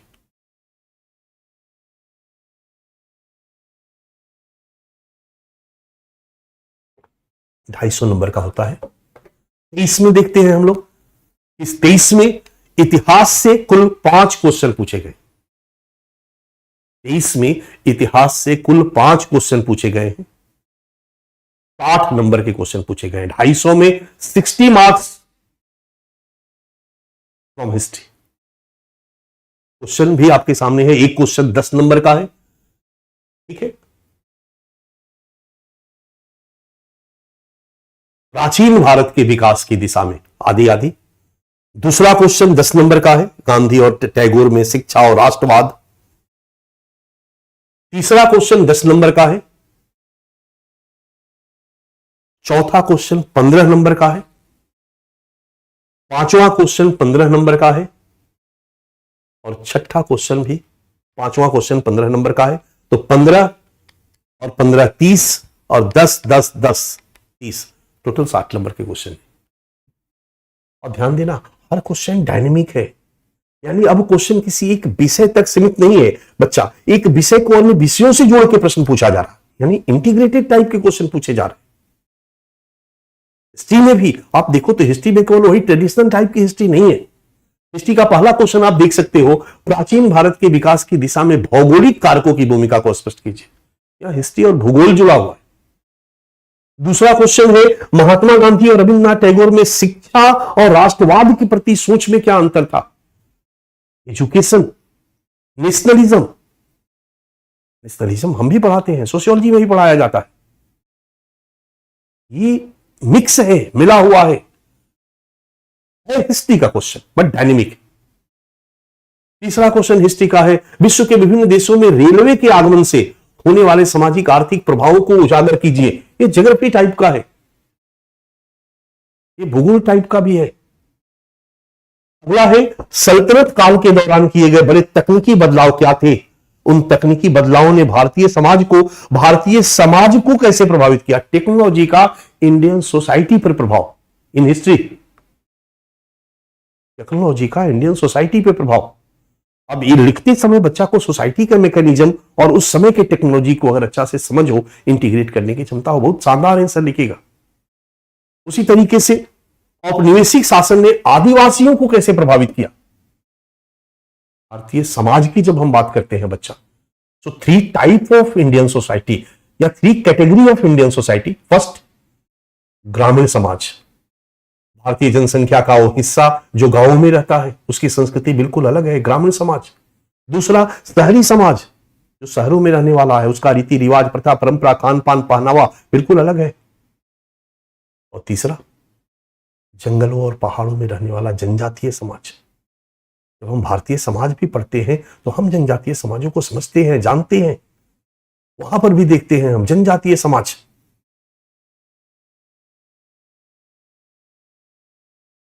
अब कह रहा है कि अंग्रेजी शासन काल, अब आ गया हिस्ट्री। औपनिवेशिक शासन में आदिवासियों को कैसे प्रभावित किया, और औपनिवेशिक शासन में जो आदिवासियों का उत्पीड़न किया गया, उसके प्रति आदिवासियों की क्या प्रतिक्रिया रही। यानी ये प्रश्न हिस्ट्री में आप कहां पढ़ते होगे बच्चा, जनजातीय विद्रोह में पढ़ते होंगे। जनजातीय आंदोलन, जनजातीय विद्रोह, इस तरह के सवाल है। तो 60 नंबर के क्वेश्चन आपके हिस्ट्री से हैं। इंडियन सोसाइटी 2023 में 8 क्वेश्चन पूछा गया है बच्चा, बहुत ज्यादा पूछा गया है। अदरवाइज 60, 70 नंबर, 80 नंबर के ही प्रश्न पूछे जाते हैं। तो कोई भरोसा नहीं, कभी 50 नंबर का प्रश्न पूछ देगा और हिस्ट्री वाला संख्या बढ़ा करके 100 नंबर का कर देगा। यूपीएससी है, याद रखना। कभी भी किसी भी खंड पर अधिक प्रश्न पूछ सकती है, कभी भी किसी भी खंड पर कम प्रश्न पूछ सकती है। इसलिए आप अधिक स्मार्ट बनने का प्रयास मत करो कि इससे कम क्वेश्चन आता है, इससे ज्यादा क्वेश्चन आता है, इससे कम पढ़ना है, इसको कम समय में खत्म करना है, इससे ज्यादा नहीं। यूपीएससी ने सिलेबस दिया है और आपका धर्म है कि आप उसको पढ़ो। वो यूपीएससी की मर्जी है कि किस खंड से अधिक प्रश्न पूछे और किस खंड से कम प्रश्न पूछे। कभी किसी खंड से अधिक प्रश्न, कभी किसी खंड से कम प्रश्न, ये वेरी करते रहता है, आपके सामने है, दूर जाने की जरूरत नहीं है। 8 प्रश्न है 105 नंबर के। पहला प्रश्न है, क्या आप सोचते हैं कि आधुनिक भारत में विवाह एक संस्कार, विवाह के रूप में, विवाह पर प्रश्न है। अब सिलेबस में कहां है, भारतीय समाज के लक्षण में हम पढ़ेंगे, पर विवाह पर पूरा प्रश्न है। दूसरा क्वेश्चन, भारतीय समाज में नवयुवतियों में आत्महत्या क्यों बढ़ रही है। अभी भी एक अलग है, डायनेमिक क्वेश्चन है। अब बताओ कि हम सिलेबस में भारतीय समाज के लक्षण आपको पढ़ा दिए। पहला टॉपिक था भारतीय समाज के लक्षण, दूसरा था भारत में विविधता, उसमें हम जातीय विविधता पढ़ा दिए। तीसरा टॉपिक था भारत में महिला संगठनों की भूमिका, इसमें महिला आंदोलन वगैरह को पढ़ा दिए। चौथा टॉपिक था गरीबी और विकास संबंधी मुद्दे, जनसंख्या संबंधी मुद्दे, गरीबी और विकास संबंधी मुद्दे, शहरीकरण, वैश्वीकरण का भारतीय समाज पर प्रभाव, और सामाजिक सशक्तिकरण, सांप्रदायिकता, धर्मनिरपेक्षता, चित्रवाद। कहां आया नवजुवतियों की हत्या और आत्महत्या। ये हमारे इंडियन सोसाइटी में महिलाओं की स्थिति प्लस बाकी चीजों को जोड़कर, ग्लोबलाइजेशन को जोड़कर, वैश्वीकरण का भारतीय महिलाओं पर जब प्रभाव पड़ेंगे, वहां से कुछ ज्ञान निकल करके आएगा। और भारत में महिलाएं पढ़ेंगी, women and women's organization India, यहां पर भी हमें कुछ ज्ञान निकल करके आएगा। इन सबको जब हम क्लब करेंगे बच्चा, तब इस प्रश्न का उत्तर निकल करके आएगा। तो ये मत देखो कि जो सिलेबस है उतना ही पढ़ लिए तो राजा बन गए। दूसरा प्रश्न भारतीय समाज में नवजुवतियों से है। तीसरा प्रश्न आपका, बच्चे को दुलारने की जगह अब मोबाइल फोन ने ले ली है, बच्चों के समाजीकरण पर इसके प्रभाव की चर्चा कीजिए। इंडियन सोसाइटी में विवाह, परिवार व्यवस्था में, फैमिली सिस्टम में जहां बच्चों का समाजीकरण होता है, अब आप मां बाप की जगह बच्चे मोबाइल से उनका समाजीकरण हो रहा है। इस तरह के डायनेमिक टॉपिक तो आप समझ सकते हो कि आपको आंख कान सब खुला रखना होगा एक जागरूक व्यक्ति की तरह। ये सेगमेंट ऐसा है जिसको मैं पढ़ाता हूं, सोशियोलॉजी ऐसा सब्जेक्ट है, चाहे इंडियन सोसाइटी, सोशल जस्टिस, जिसके कंटेंट आपके डेली लाइफ में है बच्चा। आप जहां भी घूमते हो वहां पर सोसाइटी है, सोसाइटी में रहते हो और उसी के बारे में जानना, डेली देखते हो उसी के बारे में लिखना है, उसी के बारे में लिखना है, कुछ नया नहीं जानना है। बस यहां पर आपकी नजर पैनी हो और समझ के साथ अब अपने सराउंडिंग पर नजर रखे रहे, सब देखते रहे, कंटेंट आपको मिल रहा है। इसमें कंटेंट बहुत पढ़ने की जरूरत नहीं है। विवाह, परिवार, जाति व्यवस्था, बाल श्रम, गरीब, जो समस्याएं जो दिखाई दे रही, जो समाज के पहलू दिखाई दे रहे हैं, जो समाज की घटनाएं दिखाई दे रही,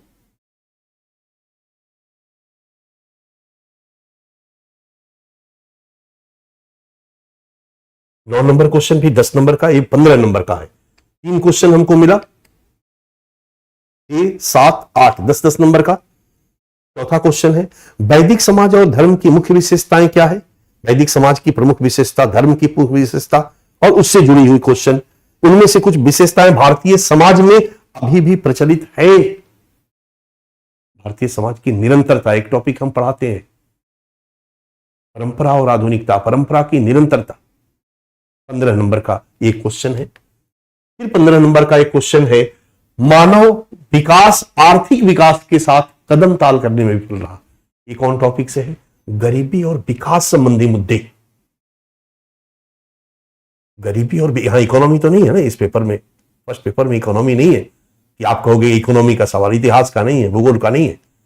और आपके टॉपिक में इंडियन सोसाइटी में एक टॉपिक है गरीबी और विकास संबंधी मुद्दे, उससे जुड़ा हुआ ये टॉपिक है। भारत में मानव विकास आर्थिक विकास के साथ कदम ताल करने में विफल क्यों हुआ? उत्तर दीजिए। 15 नंबर का क्वेश्चन। और 11वां सवाल है क्या भारतीय महानगरों में शहरीकरण गरीबों को और भी अधिक पृथक्करण और हाशिए पर ले जाता है?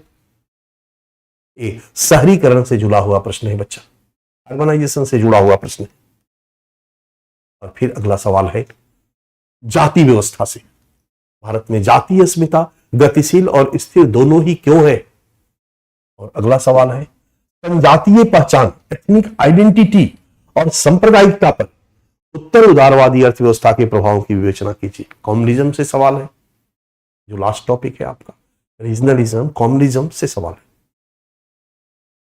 105 नंबर का क्वेश्चन। बताने की जरूरत नहीं है कि पेपर 1 में अगर आप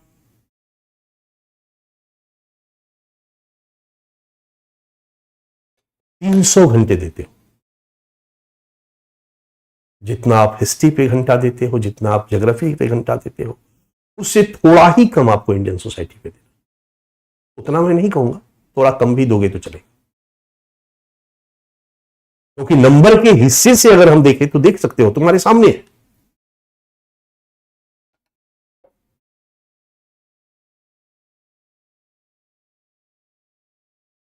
क्योंकि उसी के हिसाब से हमें अपने सिलेबस को बनाना होता है, प्रीवियस ईयर क्वेश्चन, उसका डायनेमिज्म, उसका स्कोप, ताकि हमारा बच्चा फंसे नहीं, हमारा बच्चा आंसर कर दे। जो भी प्रश्न पूछे हमारे बच्चे के रेंज से बाहर ना हो, ये हमारे लिए चैलेंज है। फिर हमारे पढ़ाने का क्या मतलब है बच्चा, जब हम पढ़ा दें और हमारा बच्चा एग्जामिनेशन हॉल में कॉन्फिडेंस बिल्डअप ना हो, उसमें कमजोर हो जाए, तो हमारे पढ़ाने का कोई मतलब नहीं। पेपर 1 हिस्ट्री हमने देख लिया, पेपर 1 इंडियन सोसाइटी, और पेपर 1 में जो लास्ट खंड है भूगोल, सीएससी 2023 भूगोल में 7 क्वेश्चन पूछा गया है और 85 नंबर के क्वेश्चन पूछे गए। 105 नंबर, 85 नंबर और 60 नंबर। हिस्ट्री से 60 नंबर के क्वेश्चन है, भूगोल से 85 नंबर के क्वेश्चन है 85 के, और इंडियन सोसाइटी से 105 नंबर 105 के क्वेश्चन। भूगोल में एक क्वेश्चन 10 नंबर का, दूसरा क्वेश्चन 10 नंबर का, तीसरा 10 नंबर का, चौथा 10 नंबर का, 40 हुआ, और फिर 15 नंबर 15 नंबर 15 नंबर 45 हुआ। डन। ये है आपका पेपर 1। पेपर 1 हमने तीनों खंड इसलिए दिखाया ताकि आपको अंदाजा रहे कि पेपर 1 में हम लोग जो विषय पढ़ रहे हैं, इंडियन सोसाइटी का क्या रोल है। इसको आप इग्नोर करोगे तो आपका पेपर 1 में नंबर कहां जाएगा बताने की जरूरत नहीं है। क्योंकि अच्छी खासी एरिया जो है वो कवर करता। Clear, done. अब हम लोग 22, 23 एक एक करके देखते चले जाएंगे। और बच्चा हम बहुत ज्यादा क्वेश्चन पर गहराई से नजर नहीं डालेंगे, क्योंकि अभी जब तक मैं टॉपिक आपको पढ़ाया नहीं हूं तो क्वेश्चन पर चर्चा करने की कोई जरूरत नहीं है। ठीक है, सोसाइटी के लिए कौन सा बुक हम पढ़ें अभी बच्चा मैं बता दूंगा आप लोगों को। ठीक है, अभी तो जो भी मैं क्लास पढ़ाता जाऊंगा उसका सारा पीडीएफ और सारा नोट्स मैं देते जा रहा हूं। ठीक है, इंडियन सोसाइटी का मेरे नोट्स मेरे पास है, तो मैं सब आपको देता जाऊंगा। मेरे ख्याल से उससे ज्यादा कुछ जरूरत नहीं है, और मैं आपको वो नजर दे दूंगा, आपकी क्षमताओं को इस लेवल तक विकसित कर दूंगा कि फिर आपको मैटर अपने आप खींच लोगे।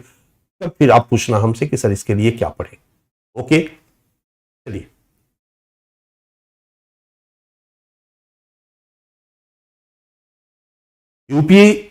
यूपीएससी जीएस में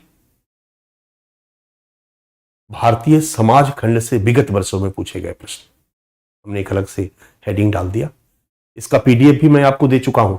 आज की क्लास का पीडीएफ आपको मिला है बच्चा? यस, यस लिखिए। आज की क्लास का पीडीएफ आपको मिला है? आज हम लोग जो क्लास ले रहे हैं इसका पीडीएफ आपको मिल गया है? यस लिख करके भेजिए। आज की क्लास का पीडीएफ आपको मिल गया है? यस सर, यस सर, हाँ sir, yes sir, yes sir, yes sir, सही है। ठीक है, उसमें मैं जो आज लिखवा रहा हूं जो सामने हमारे स्क्रीन पे है, इस सब मैंने पीडीएफ में दे दिया है। और एक मैंने दिया है पारिभाषिक शब्दावली। हर विषय के कुछ अपने शब्दावली होते हैं, उसको आप देखते चलिएगा, उस पर मैं बाद में चर्चा करूंगा। विगत वर्षों में पूछे गए प्रश्न 23 का क्वेश्चन मैं दिखा दिया हूं। 8 क्वेश्चन 105 नंबर। 23 का क्वेश्चन मैं दिखा चुका हूं। 2022 में 6 प्रश्न पूछे गए थे बच्चा, 75 नंबर के। 2022 में 6 क्वेश्चन था 75 नंबर का, 75 मार्क्स का। पहला क्वेश्चन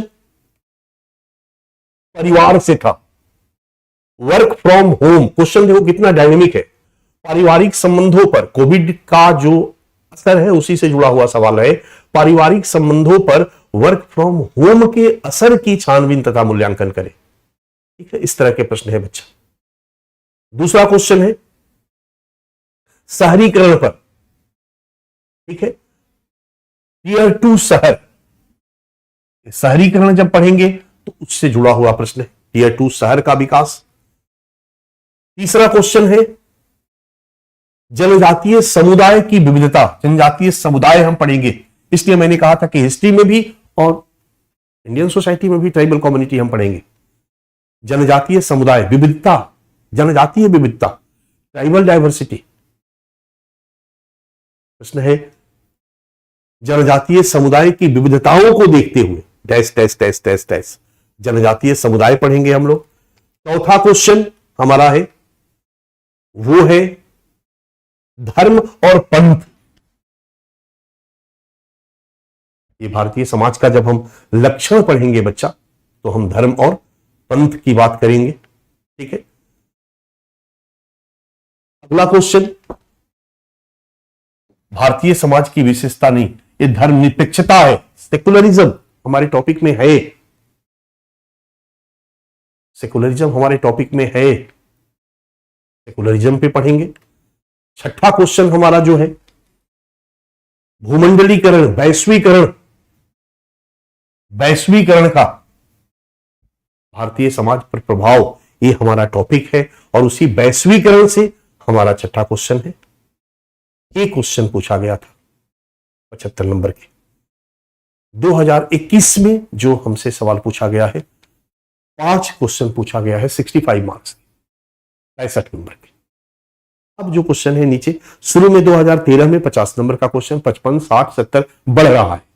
आप देखोगे 2013 से इंडियन सोसाइटी को सिलेबस में इंट्रोड्यूस किया गया है बच्चा, और 2013 से लगातार 250 के पेपर में इसकी संख्या बढ़ रही है। इसका मार्क्स अधिक नंबर के प्रश्न पूछे जा रहे हैं। 21 में 65 नंबर के प्रश्न है, 5 क्वेश्चन है। पहला क्वेश्चन आदिवासियों से है, ट्राइबल सोसाइटी से है। दूसरा क्वेश्चन गिग इकोनॉमी से है, भारत में महिलाओं के सशक्तिकरण, महिला गिग इकोनॉमी को जोड़कर सवाल पूछा है। अगला सवाल जनसंख्या से है, जनसंख्या शिक्षा पर सवाल है। चौथा सवाल क्रिप्टो करेंसी वैश्विक समाज को ये कैसे प्रभावित करती है। क्रिप्टो करेंसी इकोनॉमी में भी पढ़ते हो, लेकिन यह समाज को और भारतीय समाज को कैसे प्रभावित करती है। क्रिप्टो करेंसी का इंडियन सोसाइटी पर प्रभाव, इस तरह के प्रश्न पूछे गए हैं बच्चा।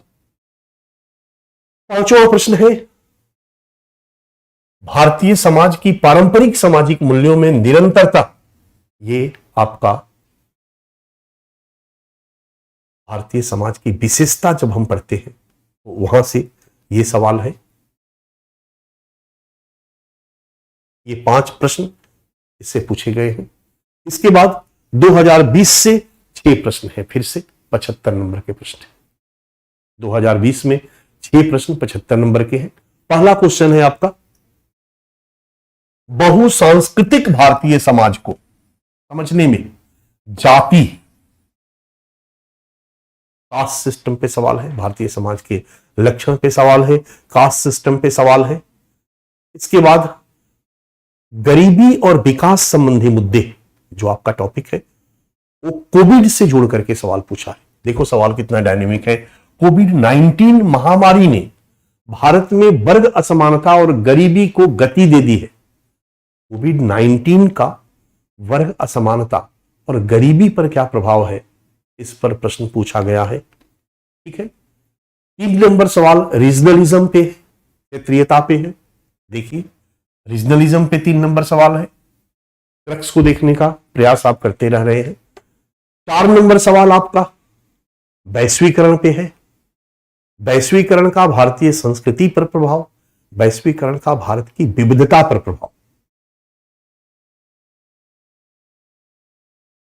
उसको जोड़ करके सवाल बनाया गया है। चौथा, पांचवा जो सवाल है आपका वो भारतीय समाज के लक्षण से है, परंपरा से है। परंपरागत भारतीय समाज, परंपरागत भारतीय समाज के लक्षण, परंपरा, रीति रिवाज, मान्यताएं,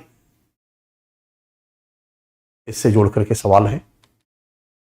क्या भारत में विविधताओं, ठीक है, रीति रिवाजों और परंपराओं द्वारा तर्क को दबाने से प्रगति विरोध उत्पन्न हुआ है, क्या आप इससे सहमत हैं? छठा सवाल जो है वो एजुकेशन सिस्टम पे है। देश का एजुकेशन सिस्टम, डिजिटल पहल ने, भारत में डिजिटल पहल ने किस प्रकार से देश की शिक्षा व्यवस्था को, आप देख ही रहे हो, बताने की जरूरत नहीं है। ये 2020 का सवाल है। 2020 के लास्ट में एग्जाम हुआ था, 2020 में कोविड आ चुका था, उसके पहले से ही यूट्यूब वगैरह पे क्लासेज हो रहे थे, ऐप पे क्लासेज हो रहे थे। उसी डिजिटल से है कि भारत में डिजिटल पहल ने किस प्रकार देश में शिक्षा व्यवस्था के संचालन में योगदान दिया है, विस्तृत उत्तर दीजिए। ये 6 क्वेश्चन आपके हैं। 2019 में भी ये प्रश्न है 75 नंबर के। आप देख रहे हो 75 नंबर से लेकर के 100 नंबर तक का प्रश्न का हम रेंज इसको रखते हैं, यहां तक का सवाल है। कभी 75 से 90, कभी ज्यादा भी हो गया है 10-15 नंबर, कभी कम भी हो गया है, कभी कभी 60, 65, 50 तक भी आ गया। क्या बात है जो भारतीय समाज को अपनी संस्कृति को जीवित रखने में अद्वितीय बना देती है? भारतीय समाज के लक्षण से सवाल है। महिला सशक्तिकरण जनसंख्या समृद्धि को नियंत्रित करने की कुंजी है। जनसंख्या वृद्धि से सवाल है। धर्मनिरपेक्षता के नाम पर हमारी सांस्कृतिक प्रथाओं के सामने क्या क्या चुनौतियां हैं? सेकुलरिज्म पे सवाल है। क्या हमारे राष्ट्र में सर्वत्र लघु भारत के सांस्कृतिक चित्र हैं? भारतीय समाज के लक्षण से सवाल है। पहला, भारतीय समाज की प्रमुख विशेषताएं। भारत में महिलाओं के समक्ष समय और स्थान संबंधित निरंतर चुनौतियां क्या क्या है? ये महिला और महिला संगठनों की भूमिका से सवाल है। क्या हम वैश्विक पहचान के लिए अपनी स्थानीय पहचान को खोते जा रहे हैं? वैश्वीकरण से जुड़ा हुआ सवाल है। 2018 में भी ये क्वेश्चन 75 मार्क्स, बिल्कुल क्लियर है। ये नंबर 75 अंकों का पहला क्वेश्चन। जाति व्यवस्था से। दूसरा क्वेश्चन निर्धनता उन्मूलन, भारत में गरीबी उन्मूलन प्रोग्राम से है, गरीबी और विकास संबंधी मुद्दे से है। तीसरा क्वेश्चन धर्मनिरपेक्षता से है। चौथा क्वेश्चन महिलाओं और महिला संगठनों की भूमिका, महिला आंदोलन से है। पांचवा क्वेश्चन वैश्वीकरण से है। छठा क्वेश्चन सांप्रदायिकता से है। 6 क्वेश्चन 75 नंबर 2018 बच्चा, 6 क्वेश्चन 75 नंबर। 2017 में भी 5 क्वेश्चन 75 नंबर, 15-15 वाले 5 पूछ दिए गए, 75 मार्क्स। पहला क्वेश्चन है आपका डाइवर्सिटी, भारत की विविधता, डाइवर्सिटी ऑफ इंडिया आपका टॉपिक है ना, वहां से सवाल है। अगला क्वेश्चन है स्वतंत्रता के बाद अनुसूचित जनजातियों के प्रति भेदभाव को दूर करने के लिए SC ST से सवाल है बच्चा। स्वतंत्रता के बाद अनुसूचित जनजातियों के प्रति भेदभाव को दूर करने के लिए राज्य द्वारा की गई 2 मुख्य विधिक पहले क्या क्या है। भारत सरकार के द्वारा बनाए गए 2 प्रमुख कानून की चर्चा कीजिए जो भारत में अनुसूचित जनजातियों के रक्षोपाय के लिए बनाए गए, उनके प्रति भेदभाव को दूर करने के लिए बनाए गए हो। टेक्निकली ये टॉपिक को सोशल जस्टिस में हम लोग ज्यादा पढ़ते हैं। अब आपको ध्यान देना है कि सोशल जस्टिस के टॉपिक जो समाज शास्त्र से जुड़ा हुआ है, सोशल जस्टिस वाला पार्ट, उसको भारतीय समाज, चूंकि ये भी समाज शास्त्र से जुड़ा हुआ है, भारतीय समाज में भी पूछ सकता है, या भारतीय समाज के टॉपिक वाले प्रश्न को सोशल जस्टिस में भी पूछ सकता है। पेपर 1 वाले टॉपिक का सवाल पेपर 2 में और पेपर 2 वाले टॉपिक का सवाल पेपर 1 में, क्योंकि दोनों सोशियोलॉजी से जुड़ा हुआ है, दोनों सोशियोलॉजी का पार्ट है, तो दोनों में इंटरलिंक्ड है, एक दूसरे से कनेक्शन है, आपके सामने दिखाई दे रहा। सोशल जस्टिस में हम लोग इस टॉपिक को पढ़े, वन अधिकार अधिनियम पढ़े हैं, याद आ रहा है SC ST एक्ट मैंने आपको पढ़ाया है, ये सारे के सारे टॉपिक हम लोगों ने पढ़ा है। उसी तरीके से तीसरा क्वेश्चन आपके सामने है, सहिष्णुता एवं प्रेम की भावना न केवल अति प्राचीन समय से भारतीय समाज का एक रोचक अभिलक्षण रही है, अपितु वर्तमान में भी यह एक महत्वपूर्ण भूमिका निभा रही है। सविस्तार स्पष्ट कीजिए। यह आपके किस खंड से है? यह आपके भारतीय समाज के लक्षण खंड से है बच्चा। भारतीय समाज के लक्षण,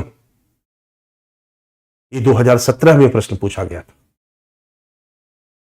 अब कई बार देखोगे कि 2017 में ये पूछा गया, तो क्यों पूछा गया? क्योंकि 2016 से 2017 तक, 16 के लास्ट से 17 के प्रारंभ तक टॉलरेंस पर लंबी बहस चली। लोकसभा में टॉलरेंस पर लोगों ने बोला, क्योंकि शाहरुख खान ने एक स्टेटमेंट दे दिया था कि भारत में टॉलरेंस की, भारतीय संस्कृति में, भारतीय धर्म में, हिंदू धर्म में सहिष्णुता का अभाव है। अब शाहरुख खान ये बात बोले और बाकी लोग चुप रहे, ऐसा संभव नहीं है। तीव्र प्रतिक्रिया भारतीय समाज के लोगों से आई और लोगों ने स्थापित करने का प्रयास किया कि टॉलरेंस तो भारतीय समाज की लक्षण है, विशेषता है, हिंदू धर्म की विशेषता है। सहिष्णुता हिंदू धर्म की विशेषता रही है, जबकि ये कह रहे हैं कि हिंदू धर्म में टॉलरेंस की कमी है।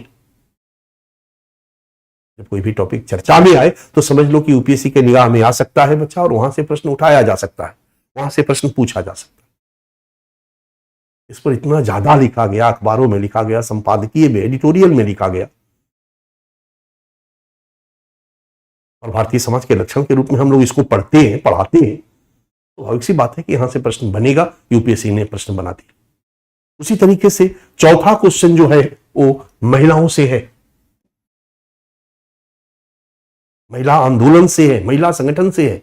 आधुनिक भारत में महिलाओं से संबंधित प्रश्न 19वीं शताब्दी के सामाजिक सुधार आंदोलन के भाग के रूप में उठे थे। उस अवधि में महिलाओं से संबंधित मुख्य मुद्दे और विवाद क्या थे?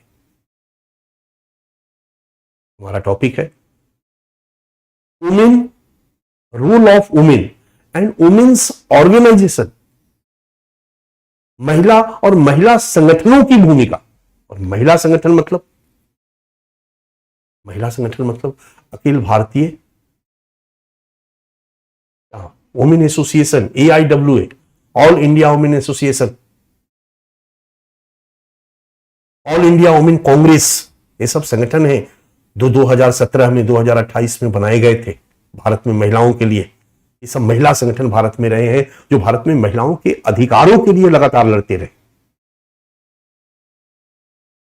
बट ये संगठन बने उसके पहले भी सुधार आंदोलन में महिलाओं के मुद्दे को लेकर के आवाज उठाई जा चुकी थी। सारे के सारे टॉपिक आपके हैं। इसके बाद 5 नंबर जो सवाल है वो सांप्रदायिकता से और कंसेप्ट से है बच्चा। प्रश्न देख के आपको लगेगा कितना डेप्थ में जाकर के क्वेश्चन पूछा गया है। स्वतंत्र भारत में धार्मिकता किस प्रकार सांप्रदायिकता में रूपांतरित हो गई? आजादी के बाद धार्मिकता, रिलीजियसिटी किस प्रकार सांप्रदायिकता में रूपांतरित हो गई, इसका एक उदाहरण प्रस्तुत करते हुए धार्मिकता और सांप्रदायिकता के मध्य अंतर कीजिए, भेद कीजिए। सांप्रदायिकता और धार्मिकता में अंतर कीजिए और बताइए कि कैसे भारत में धार्मिकता सांप्रदायिकता में तब्दील हो गई। अब सिंपल सांप्रदायिकता को बच्चा हम पढ़ते हैं, सांप्रदायिकता पे बहुत गहन सवाल पूछे जाते हैं। अगर कंसेप्ट को लेकर चलोगे, यूपीएससी के लेवल पे क्वेश्चन बनाने को लेकर के चलोगे,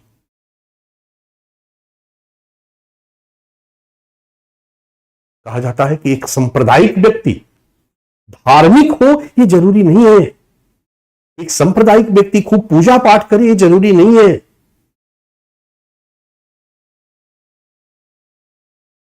सांप्रदायिकता के लिए धार्मिकता आवश्यक शर्त नहीं है। सांप्रदायिकता तो ईर्ष्या और द्वेष की भावना है।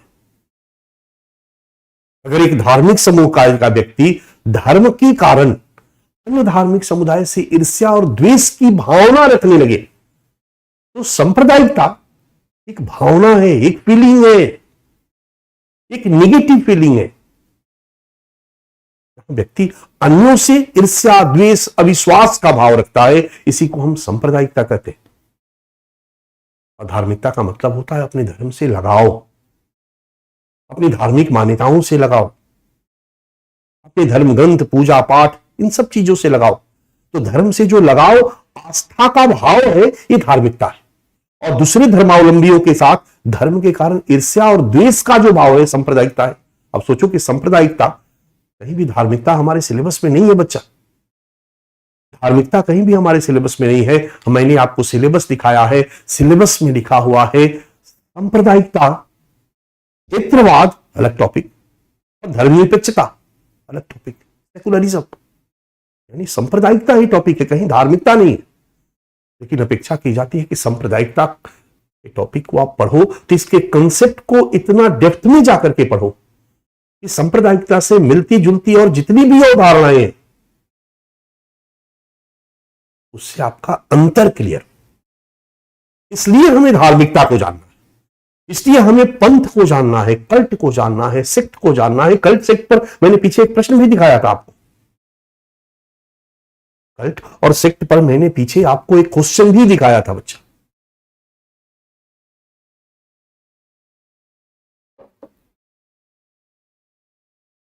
यही है 5वां प्रश्न। क्लियर है? और 2016 में भी 7 क्वेश्चन पूछा गया था, 87.5 मार्क्स का। एक क्वेश्चन 12.5 नंबर का था तो पॉइंट में नंबर आया। 87.5 नंबर के प्रश्न पूछे गए थे 250 में। 1/3 हुआ लगभग, अप्रॉक्स 1/3 से ज्यादा हुआ बच्चा। पहला क्वेश्चन, वैश्वीकरण ने भारत में सांस्कृतिक विविधता के अंतर को किस प्रकार, वैश्वीकरण का भारतीय समाज पर प्रभाव, वैश्वीकरण का भारतीय सांस्कृतिक विविधता पर प्रभाव। दूसरा, गरीबी उन्मूलन की एक अनिवार्य शर्त, गरीबों को वंचितता डैश डैश डैश, पूरा क्वेश्चन नहीं पढ़ रहे, गरीबी से प्रश्न, गरीबी उन्मूलन से प्रश्न, गरीबी और विकास संबंधी मुद्दे पढ़ना है हम लोगों को। क्या कारण है कि भारत में जनजातियों को अनुसूचित जनजातियां कहा जाता है? ट्राइब्स से प्रश्न।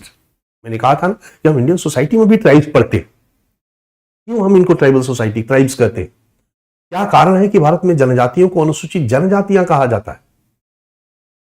भारत में इस संविधान में प्रतिष्ठापित उनके उत्थापन के लिए प्रमुख प्रावधानों को सूचित कीजिए। ये टेक्निकली सोशल जस्टिस का टॉपिक है।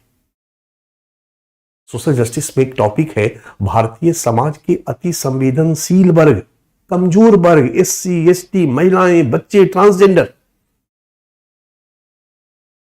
और उनके रक्षोपाय के लिए किए गए, उनकी बेहतरी के लिए किए गए संवैधानिक प्रयास, वैधानिक प्रयास। वैधानिक पर एक सवाल मैंने पेपर 1 में दिखाया आपको, इंडियन सोसाइटी पे, ये सोशल जस्टिस का टॉपिक है।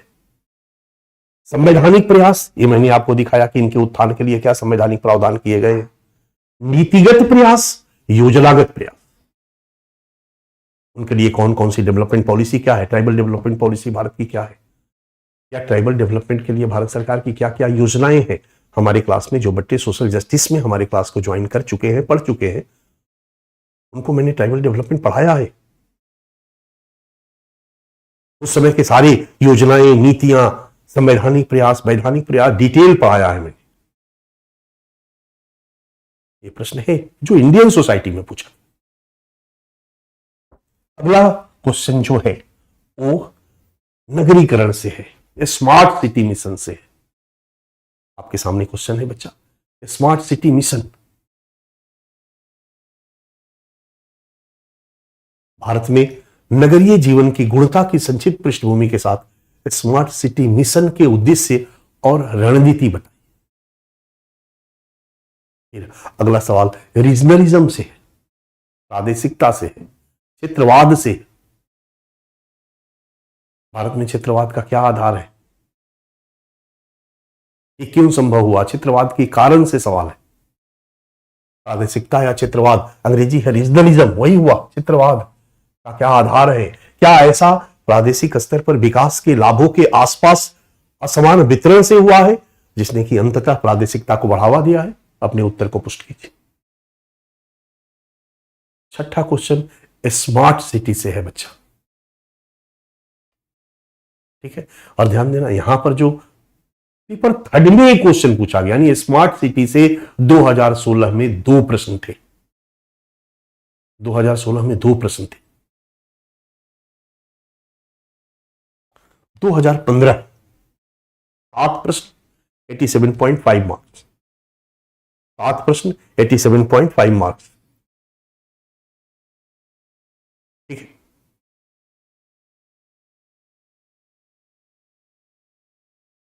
पहला क्वेश्चन, भारत में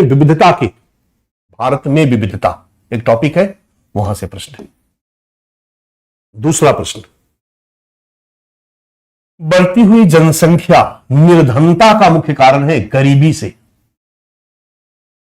तीसरा क्वेश्चन, जनजातीय लिंगानुपात से, जनसंख्या संबंधी मुद्दे से, जनजातीय अनुसूचित जातियों का लिंगानुपात आदि आदि। चौथा क्वेश्चन, माइग्रेशन से, देखो चौथा क्वेश्चन, पिछले 4 दशकों में भारत के भीतर और भारत के बाहर श्रमिकों का माइग्रेशन की प्रवृत्ति में क्या परिवर्तन है? अब बताओ, लेबर माइग्रेशन किस टॉपिक से जुड़ा है? भारतीय समाज का लक्षण? बिल्कुल नहीं। भारतीय समाज की विविधता? बिल्कुल नहीं। महिला संगठनों की भूमिका? बिल्कुल नहीं। जनसंख्या और संबंधित मुद्दे? बिल्कुल नहीं। नगरीकरण? बिल्कुल नहीं। वैश्वीकरण का भारतीय समाज पर प्रभाव? बिल्कुल नहीं। सांप्रदायिकता, क्षेत्रवाद, धर्मनिरपेक्षता? बिल्कुल नहीं। गरीबी और विकास संबंधी मुद्दे? बड़ा क्लियर है, ये हमारे डेवलपमेंटल इश्यूज से जुड़ा हुआ प्रश्न। लेबर माइग्रेशन कहीं ना कहीं हमारे डेवलपमेंटल इशू से, गरीबी से जुड़ा हुआ प्रश्न उस टॉपिक से। इसके बाद महिलाओं पर वैश्वीकरण के सकारात्मक और नकारात्मक प्रभाव पर चर्चा कीजिए। इस तरह के प्रश्न है। महिलाओं पर वैश्वीकरण का प्रभाव बच्चों पर क्यों नहीं पूछेगा, वृद्धों पर क्यों नहीं पूछेगा? आप समझ सकते हो। संस्कृति पर पूछा, सांस्कृतिक विविधता पर पूछा, धर्म पर क्यों नहीं पूछेगा? तो हमें जब पढ़ना होगा बच्चा, तो जो पूछ दिया है वही नहीं पढ़ेंगे। जो पूछा है ये हमें आइडिया देता है कि बच्चा कैसे पढ़ो। जब रेंज ये है तो कुछ और भी हो सकता है। ये रेंज बताता है, स्कोप बताता है।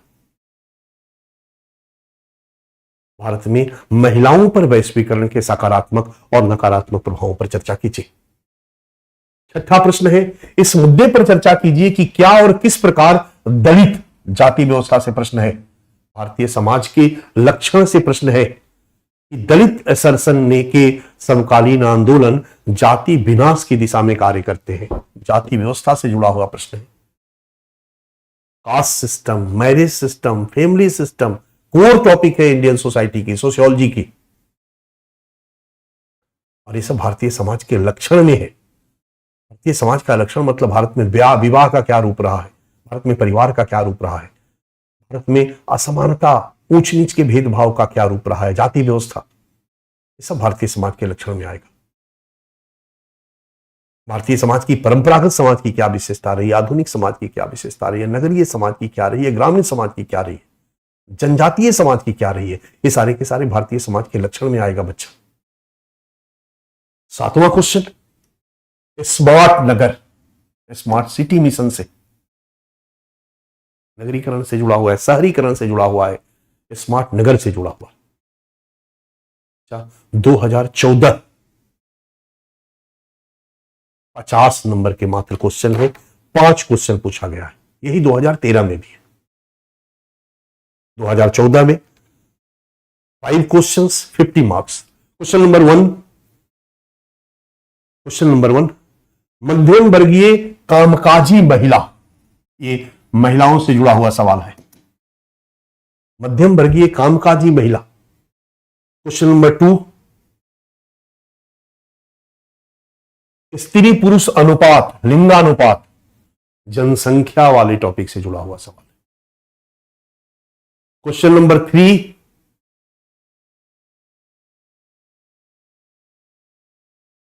ऐसे विभिन्न आर्थिक और सामाजिक सांस्कृतिक बलों पर चर्चा कीजिए जो भारत में कृषि के बढ़ते हुए महिलाकरण। अब ऐसे लग रहा कि महिला से जुड़ा हुआ प्रश्न है बच्चा, बट ये महिला से जुड़ा हुआ प्रश्न नहीं है, ये वैश्वीकरण का भारतीय महिलाओं पर प्रभाव से जुड़ा हुआ प्रश्न है। ग्लोबलाइजेशन का भारतीय महिलाओं पर क्या प्रभाव पड़ा, कैसे वैश्वीकरण ने भारतीय श्रम का महिलाकरण किया। कृषि श्रम हम लोग पढ़ेंगे तब समझेंगे, अभी नहीं समझ में आएगा, बट वहां से सवाल। चौथा क्वेश्चन जो है वो ज्वाइंट फैमिली सिस्टम से, संयुक्त परिवार। पांचवा क्वेश्चन जो है वो धर्मनिरपेक्षता से है। यूपीएससी 2013 में पहली बार इंडियन सोसाइटी को यूपीएससी ने इंट्रोड्यूस किया। डरते डरते 4 प्रश्न पूछा 40 नंबर के, क्योंकि उस समय ना तो कोई किताब था लोगों के पास, क्या पूछा जाएगा, कैसा पूछा जाएगा, क्या कोर्स सोशियोलॉजी पूछा जाएगा या किस तरह के पूछे जाएंगे। पहली बार 4 प्रश्न पूछा गया 40 नंबर के, दूसरी बार 5 प्रश्न पूछा गया 50 नंबर के, तीसरी बार 65 नंबर, 62.5 नंबर के, फिर 87.5 नंबर, फिर 65, 75, 75, 75, 75, 75, इस साल 105 नंबर। 13 का पहला क्वेश्चन है बच्चा, तीव्र शहरीकरण, शहरीकरण पे सवाल है, पहला क्वेश्चन। दूसरा महिला संगठनों पे सवाल है। तीसरा वृद्धों पर वैश्वीकरण का प्रभाव, महिलाओं पर प्रभाव, वृद्धों पर प्रभाव, बच्चों पर भी पूछ सकता है, वृद्धों पर वैश्वीकरण का प्रभाव। और चौथा क्वेश्चन है बच्चा रीजनलिज्म, जो आपके 8वें टॉपिक पे है, प्रादेशिक ना, रीजनलिज्म पे। ये है आपका प्रीवियस ईयर क्वेश्चन। और प्रीवियस ईयर क्वेश्चन बताता है कि पेपर 1 में इंडियन सोसाइटी का क्या रूल है।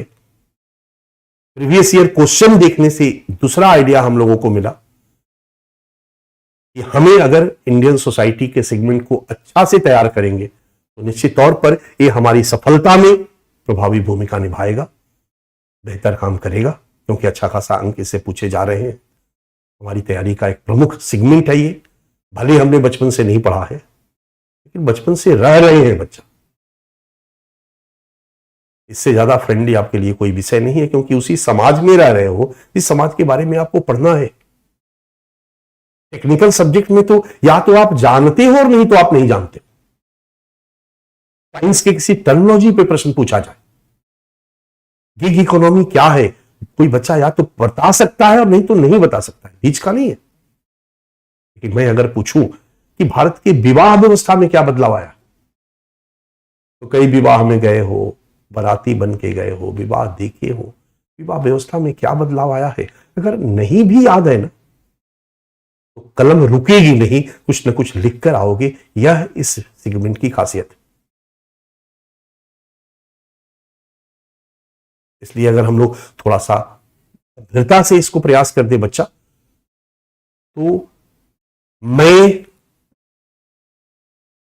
Indian society social justice internal security में दिखा चुका हूं प्रत्यक्षम किम प्रमाणम की 250 नंबर की शानदार तैयारी जिसको कहते हैं, ये वो पक्ष है जहां बाकी बच्चों से आप लीड ले सकते हो। एक बार कोशिश कर सकते हो, लीड ले सकते हो और इस परीक्षा में सफल हो सकते हो यदि तुम चाहो तो। बट हम लोग इसी तरीके से इसी बात को केंद्र में रख करके ये आज का शुरुआती क्लास है बच्चा।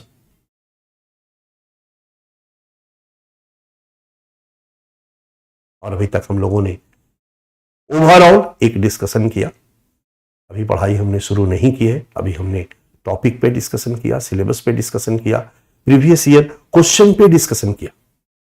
ठीक है, कुछ बच्चे हमारे यूपीपीसीएस के भी हैं, तो 1-2 साल का प्रश्न मैंने यूपीपीसीएस का भी दे रखा है। यूपीपीसीएस द्वारा पूछे गए प्रश्न 2021 में, क्या आप सहमत हैं कि शहरीकरण और स्लम्स गंदी बस्तियां अपृथकीकरणीय है? व्याख्या कीजिए।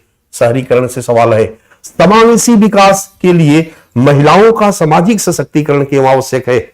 महिला से सवाल है, सामाजिक सशक्तिकरण से सवाल है। वैश्वीकरण को परिभाषित कीजिए, भारत में ग्रामीण सामाजिक संरचना पर इसके प्रभावों का। यूपीएससी में ग्रामीण समाज पर नहीं पूछा है। 2013 में जब मैं वैश्वीकरण का भारतीय समाज पर प्रभाव पढ़ाने लगा तो वृद्धों पर, बच्चों पर, महिलाओं पर, ग्रामीण समाज पर, जनजातीय समुदाय पर, धर्म पर, सब पर प्रभाव पढ़ाया। तो लोगों को लगा कि ज्यादा हम लोग पढ़ रहे हैं, इतना नहीं पूछेगा। लेकिन जब अलग अलग सालों में अलग अलग जगहों में पूछा जाने लगा, बच्चा हमें सिलेबस को समझना होगा, प्रीवियस ईयर क्वेश्चन को अच्छा से पढ़ना होगा। मैंने आपको दिया, मैंने आपको दिखाया नहीं, बस हल्का सा टच कराया, लेकिन मैं चाहूंगा कि आप प्रीवियस ईयर क्वेश्चन को अस्थिर होकर फिर पढ़ो। इस तरह के प्रश्न पूछे जा रहे हैं। हमारे क्लास के शुरू होने के पहले, यानी अगर 1-2 दिनों में आप सिलेबस और प्रीवियस ईयर क्वेश्चन को दिमाग में बैठा लोगे ना, तो जो हम लोग पढ़ते रहेंगे क्लास में वो सबसे ज्यादा फ्रूटफुल होगा। सिलेबस और प्रीवियस ईयर क्वेश्चन मैंने 5 पेज में आपको दिया है बच्चा, 4 से 5 पेज का है, आपको मिल चुका होगा। मेरा निवेदन है कि आप इस सिलेबस को रट जाओ, दिमाग में बैठा लो इंडियन सोसाइटी वाला, और प्रीवियस ईयर क्वेश्चन को एक बार देखो, क्योंकि क्वेश्चन ही बताता है कि क्या होगा पेपर, कहां से प्रश्न बनेंगे, किस तरह के प्रश्न बनेंगे, क्या रेंज होगा। आपके सामने मैंने उदाहरण देकर के दिखा दिया। एक सवाल शहरीकरण से है जो जनरल है, सिलेबस में भी है, मैंने बताया भी था। यूपीएससी का सिलेबस और यूपीपीसीएस का सिलेबस बिल्कुल सिमिलर है।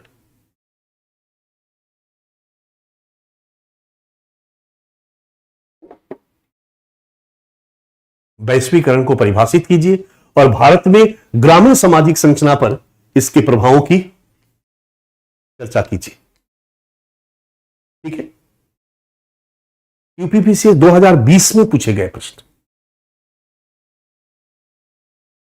भारत को एक सम्मिश्रित सांस्कृतिक समाज होने के लाभों का वर्णन कीजिए। सम्मिश्रित मतलब कंपोजिट, ये डाइवर्सिटी से है। दूसरा है उदारीकरण क्या है, क्लियर है।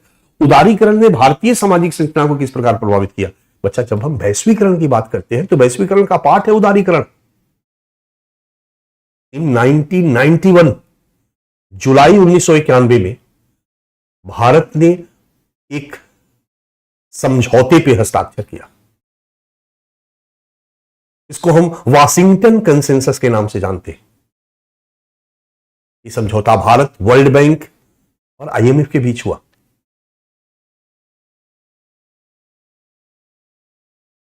और यहीं से भारतीय अर्थव्यवस्था विश्व अर्थव्यवस्था से जुड़ गया। इस समझौते में हमने कुछ शर्तों को स्वीकार किया। हमने स्वीकार किया कि हम भारत की आर्थिक नीति उन शर्तों के अनुरूप बनाएंगे। वो शर्तें मोटे तौर पर यही थी, इसको हम 3 शब्दों से जानते हैं: लिबरलाइजेशन, प्राइवेटाइजेशन, ग्लोबलाइजेशन। उदारीकरण, निजीकरण और वैश्वीकरण। और हम लोग इसको एलपीजी के नाम से जानते हैं। और हम लोग इसको एक ही शब्द में भी समझ लेते हैं, वैश्वीकरण। वैश्वीकरण, वैश्वीकरण, वैश्वीकरण या ग्लोबलाइजेशन का मतलब ही है, उसमें इनहेरेंट है लिबरलाइजेशन एंड प्राइवेटाइजेशन। ध्यान देना, जहां वैश्वीकरण की प्रक्रिया चल रही है वहां उदारीकरण, निजीकरण साथ साथ चल रहा है बच्चा। तो उदारीकरण का भारतीय समाज पर क्या प्रभाव है, मतलब वैश्वीकरण का भारतीय समाज पर क्या प्रभाव है, यही दिखाना है।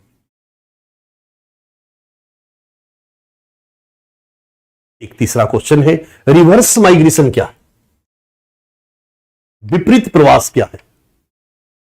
कोविड-19 लॉकडाउन के दौरान उत्तर प्रदेश की अर्थव्यवस्था और सामाजिक व्यवस्था पर इसका क्या प्रभाव है। यूपी फोकस्ड क्वेश्चन है, बट इंडियन सोसाइटी से।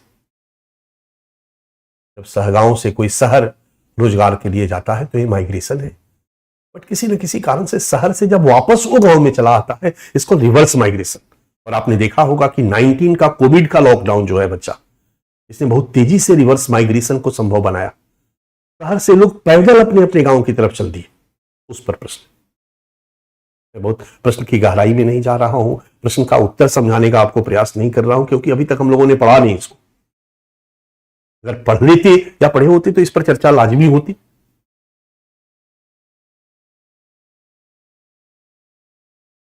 ठीक है, 2019 में पूछे गए प्रश्न, 19 में भी लगभग वही है।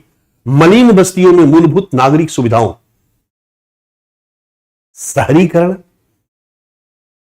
उनसे जुड़ी समस्याएं और उनका समाधान एक टॉपिक है। समस्याओं में मलिन बस्ती, समाधान में मलिन बस्ती के उन्मूलन के लिए प्रयास, उससे जुड़ा हुआ प्रश्न पहला वाला है 2019 का।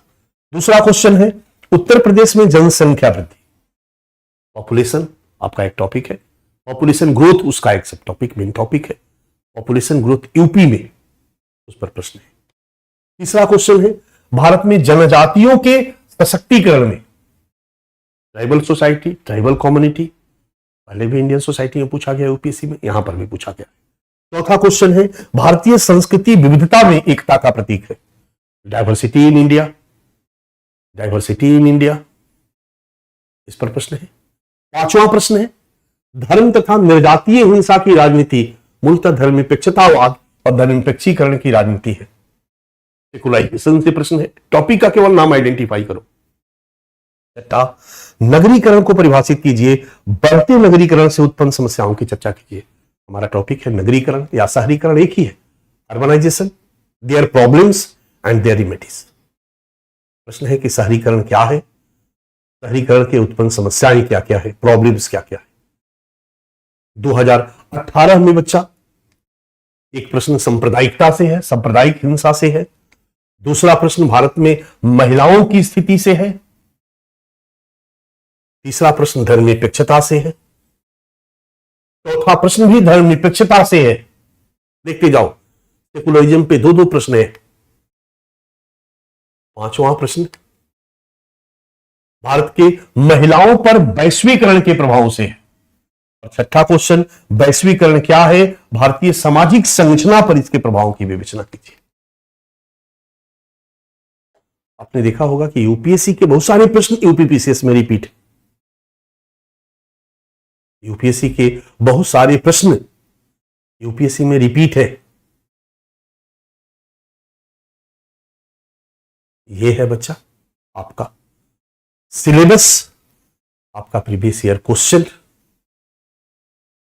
इस पर आज हम लोगों ने चर्चा करी। और इसी चर्चा के साथ हम लोग आज का क्लास खत्म करते हैं। और आज का क्लास आगे बढ़ने के लिए मैंने आपके YouTube चैनल पे एक क्लास लिया है, या आपके ऐप पर भी होगा, उत्तर लेखन, आंसर राइटिंग, ये मेरा क्लास है। मेरे ख्याल से 1.5 घंटे का क्लास है, 1.5 से 2 घंटे का। यूपीएससी की परीक्षाओं में बहुत सारी शब्दावलियां यूज की जाती है, एलोबरेट, इलुस्ट्रेट, डिफाइन, मूल्यांकन कीजिए, परीक्षण कीजिए, विवेचन कीजिए, विश्लेषण कीजिए, व्याख्या कीजिए।